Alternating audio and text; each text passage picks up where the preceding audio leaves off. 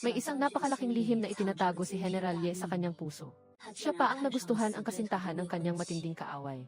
Nang una silang magkita, para bang nawala ang kanyang kaluluwa. Araw-araw at gabi-gabi, puno ng iniisip. Paano niya ako aagawin at gagawin niyang kanya lamang? Sayang, ang matinding kalaban ko ay matalik na kaibigan mula pagkabata niya. Isang kasunduan sa kasal ang matagal nang nagtakda ng buong buhay. Plano niyang hindi na magpakasal habang tahimik na nagbabantay sa akin. Sino ang mag-aakala na ang aking ina ay lihim na nagkasundo ng kasal sa kanya? Sa gabi ng aming kasal, galit siya na tamang-tama na hindi na niya inalis ang takip sa ulo. Hindi ko rin kayang magsalita ng mahina sa likod ng pulang belo. Ginoo, ito ba ay pagpaplanong iwan akong nag-iisa sa aming unang gabi ng kasal? Biglang nanigas ang katawan ni Epurong. Inabot ang tray para kunin ang palamuti ng kasal. Bigla niyang tinanggal ang aking pulang belo. Nagkatinginan kami. Sa isang iglap, ang timbangan ng saya sa kanyang kamay ay bumagsak sa lupa ng malakas. Umakyat siya ng 3 hakbang pabalik ng sunod-sunod. Kahit ang boses niya ay nanginginig. Paano ka naman? Agad akong nagkunwaring natakot. Umakyat ng paatras. Natakot na sumigaw, sino ka? Chan Tao.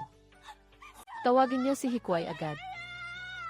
Biglang binuksan ng malakas ang pinto ng kwarto. Ang sigaw ng katulong ay pumunit sa katahimikan ng gabi.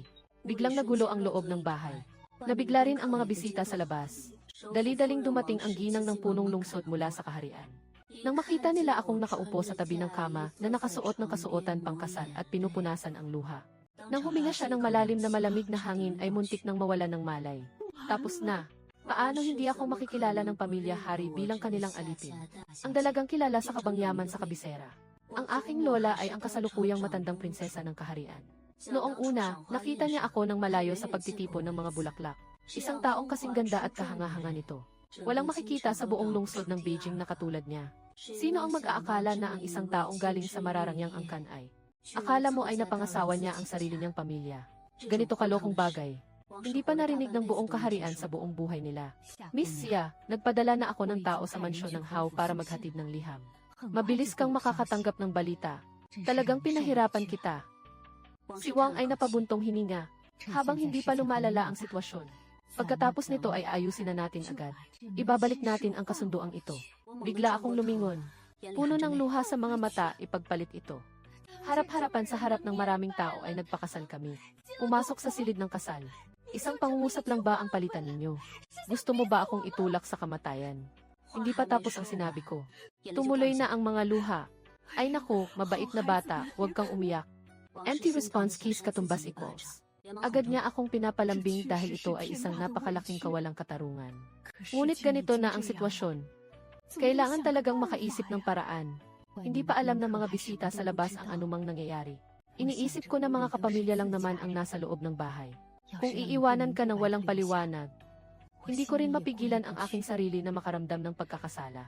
Sa bahay ni Hao naman, siguradong maiintindihan din nila. Napailing ako ng bahagya. Itinaas ang kamay upang punasan ang luha. Nagsalita ng may pag-iyak sa tinig bilang pagtutol. Sa ibabaw ay pagpapakita ng pag-unawa. Pero kung babalik ako sa hukufo ng ganito, walang malinis na dahilan. Sa likod ng aking likuran, hindi ko alam kung ano pang sasabihin ng iba tungkol sa akin. Pilit kong iniwasan ang kanyang tingin. Kung ganoon nga talaga, Panginoon, ipabalik mo na lang ako sa aking dating amo. Mas pipiliin kong mamuhay ng payapa kasama ang lampara at mga lumang budha buong buhay ko. At hindi ko rin tatanggapin ang ganitong kahihiyan. Kaya naman nagiging malabo at hindi malinaw. Hindi kita hinawakan. Tumingala ako sa kanya. Napangiti siya nang may bahagyang pangungutya sa labi. Isang lalaki at isang babae na magkasama sa isang silid. Sabi mo hindi mo ako hinawakan. Sino ba ang maniniwala? Si Epoyong ay maihalong galit at ngiti. Ilang sandali pa lang ang nakalipas. Ano ang magagawa ko? Hindi ako magsasalita. Tahimik lang siyang nakatingin sa kanya. Malinaw sa kanyang mga mata ang sinasabi pa niya. Kaya pala ganito lang ang kaya mo. Napadilim ang mukha ni Epolong. Sakaling magalit siya, bigla siyang sinampal ng pamilya Hari. Gunggong ka. Ang pag-aalaga sa iyo ay parang pag-aalaga ng isang baka. Hindi makapag-concentrate sa pagbabasa ng libro. Alam mo lang magdulot ng gulo sa labas. Nagkaroon ng anak na ganito kapalpak. Si Yeshufu ay hindi man lang makataas ng ulo sa harap ni Kim Anbo. Naiilang na nga ako kahit isang salita pa ang sabihin ko. Bagaman hindi masaya si Jin Anbo sa kanyang puso. Nananatiling magalang pa rin ang kanyang mukha. Dahan-dahang tumango lamang siya. Hindi mo kailangang mag-alala tungkol dito, Ginoong Ye. Ganito na ang sitwasyon. Walang saysay pa ang pag-uusap. Sa panig ng pamilya Jiang, kung ganoon nga. Ngunit nagpakasal na sila. Hindi ko nahahayaan pang ipakasal ang aking anak na babae doon. Bagaman hindi kasing makapangyarihan ng Panginoong mailupa ang tahanan ng dato ng Jianan. Ngunit isa rin itong kilalang angkan. Lalo na't naroroon pa ang prinsesa. Paano ko hahayaang maranasan ng sariling anak na babae ang ganitong kahiyan? Kung hindi kumalat ang balita, maaari pa itong itago. Ngayon, alam na ito ng lahat ng mga bisita sa buong silid. Pero ang ikalawang dalaga ng Shangshu Mansion ang ikinasal kay Jiang Yian. Hindi ako yon. Dito, ang dalawang ama ay nag-uusap kung paano gagawin. Ako naman ay tahimik na nakaupo sa bagong silid. Si Ginang Xia ay natatakot na magutom kayo. Naghanda kami ng pagkain para sa inyo. Kung hindi ito angkop sa inyong panlasa, huwag mag-atubiling sabihin. Ang matandang katulong sa tabi ay yumuko rin. Inaasahan ang paggalang sa mga bagahe. Maraming salamat po sa mabuting hangarin ng matandang ginang at ng yaya. Tumayo ako at dahan-dahang lumapit sa mesa upang umupo. Lumapit ang katulong para ihain sa akin ang pagkain. Maayos akong naupo habang kumakain. Bawat kilos mo ay nagpapakita ng isang tunay na dalagang maharlika. Walang kahit anong tunog mula sa bahagi. Napakadalangin mo talaga. Kakakain lang nila. Biglang may alipin na dumating para maghatid ng mensahe sa binibini. Nasa harapang silid sina Ginoo at ang iyong ama. Pakiusap, pumunta po kayo doon. Ang yaya ang nanguna sa daan. Itinaas ko ang aking kamay upang ayusin ang mga buhok na nakapaligid sa aking tenga. Sumunod ako sa kanya papunta sa harapang silid. Nang lumakad ako sa pintuan ng pasilyo ng harapan, pula ang mga mata ni na Chuntao at Siyahe. Parang kuneho na biglang tumakbo papalapit. Nanginginig ang boses. Binibini. Ayos ka lang ba? Sinasamahan na ako ng dalawang batang katulong na ito mula pagkabata. Dati silang masayang sumama sa akin bilang bahagi ng dote. Sino ang mag-aakala na sa kalagitnaan ng daan ay pinalitan ang nobya? Natakot sila na parang mawawala na ang kanilang kaluluwa. Ngayon ay nakita ako. Ang mga luha ay bumabagsak na parang mga perlas na naputol ang tali. Pinahaplos niya ako mula ulo hanggang paa. Parang natatakot siyang masaktan ako. Naramdaman kong kumirot ang puso ko. Noong nakaraang buhay ay sumama sila sa akin sa mansyon ng Marquis. Hindi kaunti ang pinagdaanan ng dalawang dalagang ito. Palagi silang pinapalo at sinisigawan ng masamang biyenan na iyon. Ako ang nagkamali pero sila ang napaparusahan para sa akin. Mahigpit kong hinawakan ang kanilang mga kamay at bahagyang inalog ang ulo. Ipinapahiwatig na wala siyang problema. Lumiko ako at pumunta sa harap ng bulwagan, mahinang yumuko kay Jin Anbo. Lumiko ang ama patungo sa isang gilid. Siya ay yumuko at bumati kay Yuwang Song na nakaupo sa tabi. Kumusta po, Ginoong Ye? Huwag nang maging formal, Yernie. Siya, Agad na inabot ni Yuwang Song ang kamay at yumuko bilang tanda ng pagsunod. kailangang pakinggan pa rin natin ang nais ng dalaga tungkol dito. Nasa labas ng pintuan ng mga tao mula sa tahanan ng Minyuan Hao. Kung wala ang dalaga, hindi ko akalain na palalayain ko sila. Noong una, pumayag ka rin sa kasunduang ito. Akala ko ito ay isang perpektong pagsasama. Sino ang mag-aakala na magkakaroon ng ganitong gulo sa araw ng kasal?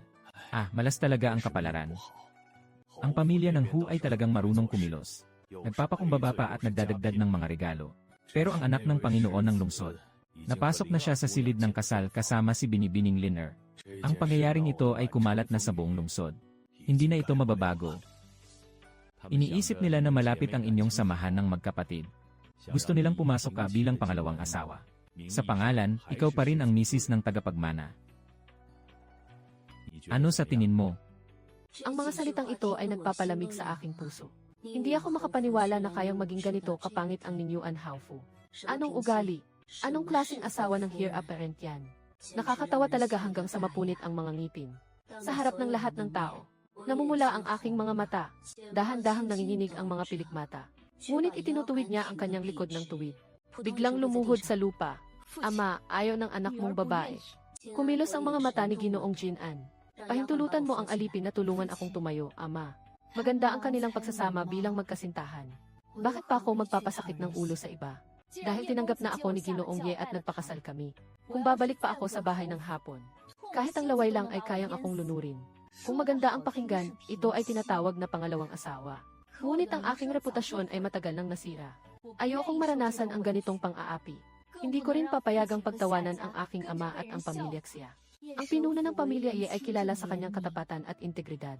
Kahit na mali ang lahat sa tahanan ng Ye, ito ay kapalaran. Pakiusap, Ama, bawiin mo ang aking araw na ito. Pumayag sa kasunduang ito ng kasal. Ang anak na babae ay handang maging asawa ng pamilya Ye. Paglilingkod sa mga biyenan, hiling ko sa ama na tulungan ako. Bawat salita ay sinambit ng may katatagan. Matatag ang kanyang ekspresyon. Walang kahit kaunting pag-aalinlangan. Sinasabi ng buong paniniwala. Si Wang Song ay labis na naantig nang marinig ito. Nanginginig ang mga labi ng matagal. Napakatalino at makatarungan ni Ye. Siya. Ang puso at isipan na ito. Talagang humahanga ako. Pagkatapos sabihin iyon, matiim niyang pinatingin si Porong sa tabi niya. Tahimik na nagingit-ngit sa puso. Ang anak ko lang talaga ay hindi magaling. Mukhang kailangan ng magtiis ang dalaga. Aba, napigil ang aking dila. Tumingin siya kay Yepoyong ng isang tingin. Bagaman hindi nagsalita ang taong ito. Mahigpit ang pagkakahawak sa kamao. Ang mga labi niya ay bahagyang nakangiti. Hindi dapat husgahan ang tao sa kanyang panlabas na anyo. Paano nalaman ng Ginoo ng punong lungsod ang tungkol sa iyong anak? Hindi siya isang mabuting tao na nagmamahal sa kanyang manugang. Mahiwaga kong tinanong ng banayad. Ang linyang ito ay nagpaiwang kay Wang Song na walang masabi. Si Epulong na nakatayo ng matagal ay biglang kumislap ang mga mata. Tumingin siya sa akin ng diretsyo. Hindi siya alam kung ano ang dapat gawin muna. Pakinggan mo ang aking desisyon. Si Ginoong Jin-an ay may halong saya at pag-aalala sa kanyang puso. Bagaman bilang manugang ng pamilya niya. Mas mainam pang maging ginang ng bahay ng Hu at magningning. Ngunit si Ishufu ay tao ng emperador. Hawak ang 10 perpekto sa kamay. Walang sinuman ang nangahas na saktan ako ng basta-basta. Bagaman mas mababa ang estado ng aming pamilya kumpara sa ng mga general. Pero mabuti na lang at walang nangahas manakit sa akin. Naiintindihan mo ba? Bilang ama, nakahina na rin ako ng maluwag. Ang kasal sa pamilya ng Hu ay, kung ayaw mo, ayaw na lang.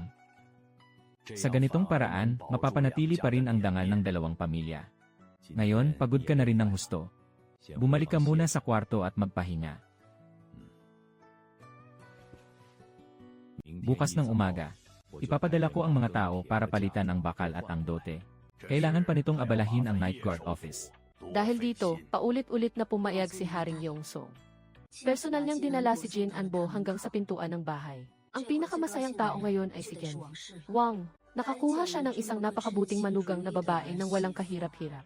Pakiramdam niya ay usok na ang lumalabas sa puntod ng mga ninuno ng pamilya niya. Noong una kaming nakipagkasundo sa pamilya Lin, hindi siya kakaunti ang naranasang pangmamaliit ng iba. Palaging reklamo sa anak niya, ito ay mali, iyon ay hindi maganda. Tingnan mo naman ang nasa harap mo ngayon. Sobrang layo ng pinagkaiba. Ang mga sinabi ko noon tungkol sa pagtatanggol sa pamilya niya ay, kapag narinig ito ng kaharian, masayang-masaya na siya sa loob ng puso niya. Sino ba namang ina ang hindi nagmamahal sa sariling anak? Bagaman medyo pilyo ang sariling anak nila. Ngunit para sa sariling pamilya, walang dudang magaling siya pagdating sa pakikipaglaban. Bagaman medyo padalos-dalos siya sa paggawa ng mga bagay. Pero pagdating sa galing sa pakikipaglaban, kahit pagsamahin ang buong pamilya hindi nila siya kayang talunin. Ngayong araw na ito ay labis na ikinabahala ang dalaga. Dali kang maghanda ng isang mangkok ng gatas na sopas at dalhin doon. Para maibsan ang takot ni Jan. Siya, tingnan mo ang bibig ko. Dapat napalitan ang tawag, tawaging nasagasaan na ang pangatlong manugang haha. Pabayaan mong uminom ang ikatlong manugang at magpahinga ng maayos. Haha, kahit bumagsak ang langit, may bukas pa rin na haharapin. Tama nga. Tawagin mo nga dito yung tamad na bunso. Si Chai ay agad na sumang-ayon ng may pagmamadali. Pagkapasok ni Eporong sa bakuran, malinaw ito sa kanyang isipan tulad ng salamin. Malinaw niyang alam na ang pagpunta ng kanyang ina ay para sa bagay na ito. Nang buntis pa ako sa iyo noon, nagpatanong na ako ng kapalaran. Sabi nila maswerte ka. Tingnan mo, ang asawa mo ay kusang pumunta dito. Napikit ng bahagya si Epurong. Mukha niyang ayaw na ayaw. Ano ba itong pinag-usapan natin? Si Ginoong Wang ay biglang hinampas siya gamit ang kamay. Huwag kang magpanggap na mabait kapag nakinabang ka na. Hindi naging madali para sa pamilya natin, mga na marating ang kinaroroonan natin ngayon. Ang mga asawa ng dalawang kuya mo ay hindi kasing ganda ng sayo. Ikaw na lang ang magpakaligaya sa sarili mo. Ang babaeng iyon ay mahinahon at marangal. Mula naman sa pamilyang Dukal. Ito ay personal na ipinagkatiwala ng prinsesa. Kahit magdala ka ng parol, hindi mo mahahanap ang ganitong magandang kasal. Ayusin mo nga ang masamang ugali mo. Kung mapapalayas mo ang iyong asawa dahil sa galit mo, bumalik siya agad para magreklamo. Ako naman ang susunod na magpapagamit ng batas ng pamilya para parusahan ka. Umiti si Epo ng bahagya. Nagsalita ng matigas ang loob kahit masakit ang ngipin. Sa ibang pamilya, ang biyanan ang nagtatalaga ng mga patakaran para sa manugang na babae. Bakit sa inyo parang palaging lumilihis ang siko palabas? Espesyal na nagtuturo sa anak na lalaki. Kung kasing halaga lang ng dalawang kuya mo ang pag-aalala mo, kailangan ko pa ba mag-alala ng ganito? Tumalikod si Epolong at umungol ng bahagya. Halos magkaroon na ng kalyo ang kanyang mga tainga sa paulit-ulit na pakikinig sa mga salitang ito. Tingnan mo siya na parang hindi matitinag sa kahit anong paliwanag. Matagal siyang pinayuhan ng may malasakit tungkol sa mga nakaraang pangyayari. Hanggang sa hindi kusang pumayag si Epurong sa kasunduang ito. Kasalan. Kaya lang siya tumigil. Walang nakakaalam ng anak kundi ang ina. Bagaman pasaway ang batang ito, matapat siya sa kanyang mga magulang. Ang mga ipinangako ay hindi kailanman binabawi. Tiyak na hindi niya pagsisisihan ang dalagang iyon. Sa wakas, kontento na siya at pinakawalan siya. Sino ang mag-aakala na hindi pa nakalabas ng pintuan si Epo Yongju? Biglang may narinig na ingay mula sa labas. Tahimik at nagmamadaling pumasok si Chai para magulat. May masamang nangyari po sa matandang ginang. Mas gugustuhin pang magulo sa pintuan kasama ang anak ng prinsipe. Sumisigaw na ayaw magpahinga hanggat hindi nakikita si Ian. Siya, hindi ba't napagkasunduan na ang bagay na ito? Sa gitna ng gabi, anong kabaliwan ang ginagawa ng anak ng Panginoon ng Hao ngayon? Si Wang ay lumingon at biglang tumayo ng matalim ang kanyang anak. Nasabi mo na ba ito kay Lolo? Tahimik na tumango si Chai, sabik nang pumunta doon. Ngunit tinukoy ng gurong leon ang pangalan ng malinaw. Kailangang makita si Ide. Siya, magpapadala ng tao para sabihan si Ken. Siya, ipaliwanag ng malinaw ang sitwasyon. Kung gusto niya, siya ang magpapasya kung makikita siya o hindi. Kung hindi siya pumayag, kahit na siya pa ang hari ng langit, huwag mo ring isipin na pwedeng pumasok ng puwersa sa pintuan ng aming pamilya niya. Ise, siya ang iyong lehitimong asawa. Sama mo ang tatay mo sa unahan para panatilihin ang ayos doon. Tingnan natin kung ano ba talaga ang balak ng taong may apelidong Jayang. Tumugon si Ipurong ng isang.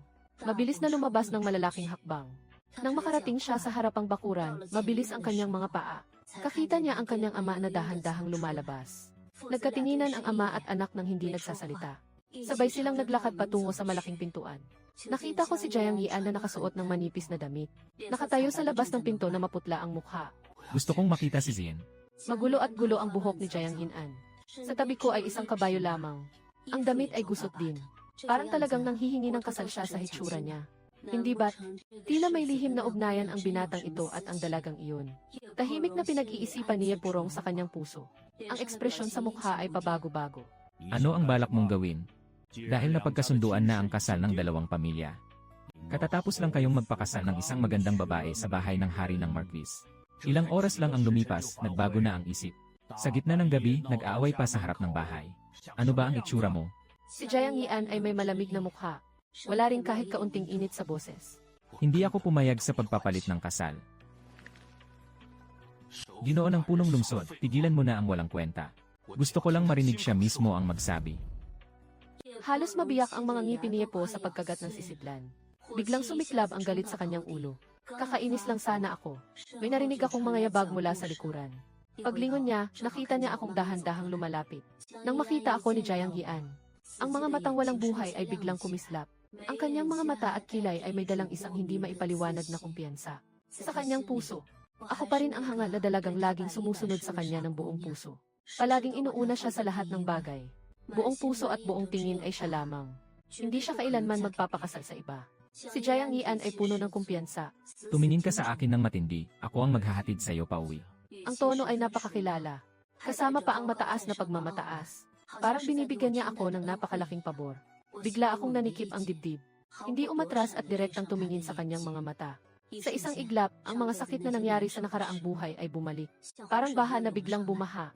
Naalala ko noong malubha ang sakit ng lola ko sa nakaraang buhay. Mahinahan kong hiniling sa kanya na samahan ako pabalik sa bahay ng aking ina. Gusto ko lang na maramdaman ng pamilya ko na mabuti naman ang buhay ko sa tahanan ng Hugh. May asawa akong nagmamahal sa akin. Pero si Jayang Yian, iba pa nga. Pinagmumura ako ng may malamig na mukha na parang hindi ako nakakaintindi. Sinasabi niyang nagpapanggap ako sa harap ng pamilya ko. Lahat ng mga malamig na salita ay puno ng pagkasuklam sa akin. Pinipilit kong pigilan ang aking pagkasuklam sa loob. Tahimik na tinitingnan ang anak ng Giant. Huwag kang magbiro. Ngayon, buhay ako bilang isang miyembro ng pamilyang Ye. Kung mamamatay man, espiritu ng pamilya Ye ako. Dito lamang ang aking tahanan. Ang kasal natin ay hindi na itutuloy. Pakiusap, igalang mo ang sarili mo. Biglang lumaki ang mga mata ni Jayang Yian. Puno ng galit na halos hindi kapanipaniwala ang kanyang mga mata. Paano niya nagawang magsalita sa akin ng ganito? Ang babaeng ito na palaging maamo at masunurin. Kailan ba siya naglakas loob na kontrahin siya ng ganito? Pinipilit ni Jiang Gian na pigilan ang kanyang galit. Ang kulay ng mukha niya ay napakadilim na nakakatakot. Ngunit nang siya ay magsimulang magsalita, biglang parang tinamaan ako ng kidlat. Mananatili sa lugar. Hindi ba't ang lalaking ito ay? Pinananatili ni Ian ang kanyang mukha na walang ekspresyon. Pinipilit niyang pigilan ang galit sa kanyang puso. Sinabi sa sarili na hindi pa niya alam ang tungkol sa kanyang nakaraang buhay. Kailangan niyang magtiyaga at huminga ng malalim si Ian. Ang maling pagpapakasal ay talagang katawa-tawa. Ngunit napaniwala ko na ang mga magulang ko. Pakakasalan kita bilang pangalawang asawa. Ang posisyon ng asawa ng tagapagmana ay para pa rin sa'yo. Hindi ba ito ang matagal mo nang ninanais? Biglang lumamig ang tingin ni Jiang Gian. Tinitingnan mo ako ng matindi. Ito. May hangganan ang aking pasensya. Huwag mo nang gawing palaro. Hindi ko na talaga matiis na ikaw lang ang piliin ko. Lumakad ng isang hakbang pasulong. Malamig siyang tumingin sa kanya. Wala pang maharlikang manugang ang dakilang kaharian ng An. Ang dahilan ng sapilitang pagkuha ng pahintulot ng mga tao. Hindi ba kaya ng pamilya Jiang na kontrolin ang lahat ng bagay? Nakapagpakasal na ako. Hindi ako susunod sa'yo kahit sabihin mo pa. Saan ba sa mundo may ganitong katarungan? Sino ba ang interesado sa posisyon mo bilang asawa ng tagapagmana ng trono? Ang mga anak na babae ng aming pamilyak siya ay hindi pa ganoon kalugmok para hayaang apihin ng iba. Tapos na ang kasal natin. Huwag mo nang guluhin pa, General Jiang. Ako ay lumingon. Asawang ama. Kung may sinumang patuloy na sirain ang aking pangalan, pakiusap, ipagtanggol mo ako, ama. Pakiusap, palayasin mo siya, asawa ko.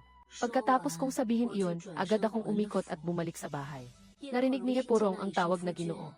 Biglang tumibok ang puso ko. Mabilis na lumapit at inilagay ako sa likod niya para protektahan. Ang matangkad niyang katawan ay lalong nagpapaliit kay Jiang Gian. Hindi naman talaga siya mabait na tao. Umiti siya ng bahagya. Pinagsamantalahan ng mga sundalo ang mga inosenteng tao. Nakarinig ka na rin ng sinabi ko. May kailangan ka pa ba? Walang iba, umalis ka na. Si Eporong ay may nakasimangot na mukha. Ang kanyang mga kilay ay puno ng matinding galit. Mahigpit na pinisil ni Jiang Gian ang kanyang mga labi. Isang zombie na kasing disente niya. Kailan pa ako nakaranas ng ganitong pang-aapi? Hindi niya inakala na ganito ang mangyayari. Sa alaala ko, ako ay banayad at marupok. Hindi niya inakala na ganito pala ako katalino magsalita. Tiyak na naaalala niya noong una kong pagkikita sa kanya noong nakaraang buhay. Ibinigay ko ang buong puso ko sa kanya. Hindi maintindihan ni Jiang Gian kung saan nagkamali. Sisi lang sa magulong pagkakamaling ito. Bakit naman nagkamali ng palasyo ng kasal? Ngayon ay ako ang nagpadalos-dalos bilang nakababatang henerasyon. Bukas ay tiyak na dadalhin ko ang mga nakatatanda para humingi ng paumanhin. Pinipigil ni Ian ang galit sa kanyang puso. Magalang na yumuko kay Wang Sung habang nakatingin. Hindi na niya pinansin si Epurong kahit isang tingin. Sumakay agad sa kabayo at umalis. Si Epoyong ay umiwas ng tingin ng hindi masaya. Parang may problema yata itong tao. Huwag kang magsalita ng kung ano-ano. Ngunit hindi ko pa narinig na may relasyon si Jiang Leon sa kanyang kasunod. Ngayon, mukhang ganito ang sitwasyon. Parang malalim ang pagmamahal niya sa asawa mo. Hindi mahalaga kung gaano kalalim. Hindi mo ba narinig? Ang iyong manugang na babae, isang tawag sa akin na biyenan. Tinawag pa niya akong asawa. Malinaw na hindi siya pinapansin. Yesi, si Epurong at ang pito ay may bahagyang kayabangan. Ang sundalo ay talagang kilala at hinahangaan sa kabisera. Siya ang taong gustong-gusto ng maraming mga dalagang galing sa pamilyang Guan. Umiling si Epurong. Ano ngayon? Hindi ba't natalo ka pa rin sa akin? Nakita agad ni Yama ang tunay na intensyon ng kanyang anak. Kung hindi dahil sa hindi inaasahang pangyayaring ito. Dagdag pa rito, masunurin si Enzi. Siya, hindi para sa iyo ang posisyon ng asawa dito. Hindi maganda ang naging usapan ng ama at anak. Magkahiwalay na silang lahat. Mahigpit na niyuko ni Eporong ang kanyang mga kamao habang papalapit siya sa Union Pavilion. Pagkapasok niya sa silid, sa kanya biglang naisip. Ngayong gabi ang kanilang gabi ng kasal. Ang malaking pulang karakter ng kasiyahan sa bintana ay labis na kapansin-pansin. May mga boses na maririnig ng malabo mula sa loob ng bahay. Gawing mas buhay ang palaging tahimik na bakuran na ito. Nagkaroon ng kaunting buhay ang lugar. Lumabas si Xiahin na may dalang tubig. Biglang natakot nang makita si Eporong. Agad-agad siyang nag-ayos ng mga gamit. Ang nobyo at ang dalaga ay nag-aayos pa. Oye Polong ay basta na lang sumagot. Nag-atubili sandali. Lumiko siya at pumasok sa maliit na kwarto. Nakatingin si Xiahin ng malaki ang mga mata sa kanyang likuran. Naiinis at hindi alam ang gagawin. Agad na kinuha ang palanggana ng tubig at tumakbo pabalik sa loob ng bahay. Si Chuntao ay tinutulungan akong tanggalin ang mga palatandaan sa ulo gamit ang kamay. Si Xiahe ay nagmadaling pumasok. Kababaihan, nakita ko kanina ang Ginoo. Pero siya ay pumunta sa gilid na kwarto. Hindi pa nga siya pumapasok sa bagong silid. Ano ang gagawin natin ngayon? Dahan-dahan kong pinisil ang suklay sa kamay ko. Pag-isipan natin, kasi ang kasal na ito ay naganap ng padalian. Walang kasiguraduhan sa kanyang puso. Normal lang naman iyon. Ngayon pagod na rin ako at ayokong magpakapagod pa. Sige na muna tayo dito. Bukod pa rito, kayo lang dalawa ang sumusunod sa akin. Hindi rin ako kampante. Pagkumpleto na bukas ang dote. Pagkatapos makilala ng formal ang mga biyenan, saka tayo mag-usap ng iba pa. Tama ang sinabi ng dalaga. Tama rin naman sina Chuntao at Xiahe kapag iniisip. Bagaman nasasaktan ako na nagdusa ang dalaga. Pero basta't komportable ang puso ng dalaga, ayos na iyon. Hindi ako nakatulog ng mahimbing buong gabing iyon. Sa panaginip, naroon ang saya noong bata pa akong nakasakay ng kabayo at naglaro. Nariyan din ang kasiyahan ng unang pumasok sa mansyon ng hukbo. At lalo na ang mga nakakatakot na bangungot sa malalalim na bahagi ng mansyon ng Hugh. Isa-isang nagiging mabagsik na hayop na kumakain ng tao ang mga mukha. Nilalapitan nila ako na parang mga mababangis na hayop na gustong hilahin pabalik.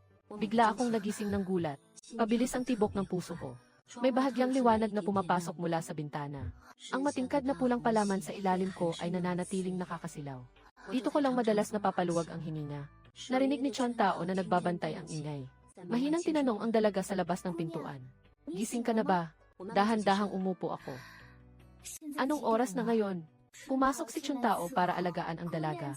Gising na siya ng maaga ngayon. Hindi pa umabot sa oras ng 4:00 ng umaga. Sumang-ayon si Chuntao na tulungan akong tumayo at nagdala ng tsaa. Hindi ba kayo nakatulog ng maayos? Umiling ako nang hindi nagsasalita. Dahan-dahang uminom ng tubig para basain ang tuyong lalamunan. Mukhang maaga pa. Ayaw na niyang mag-ayos at magbihis.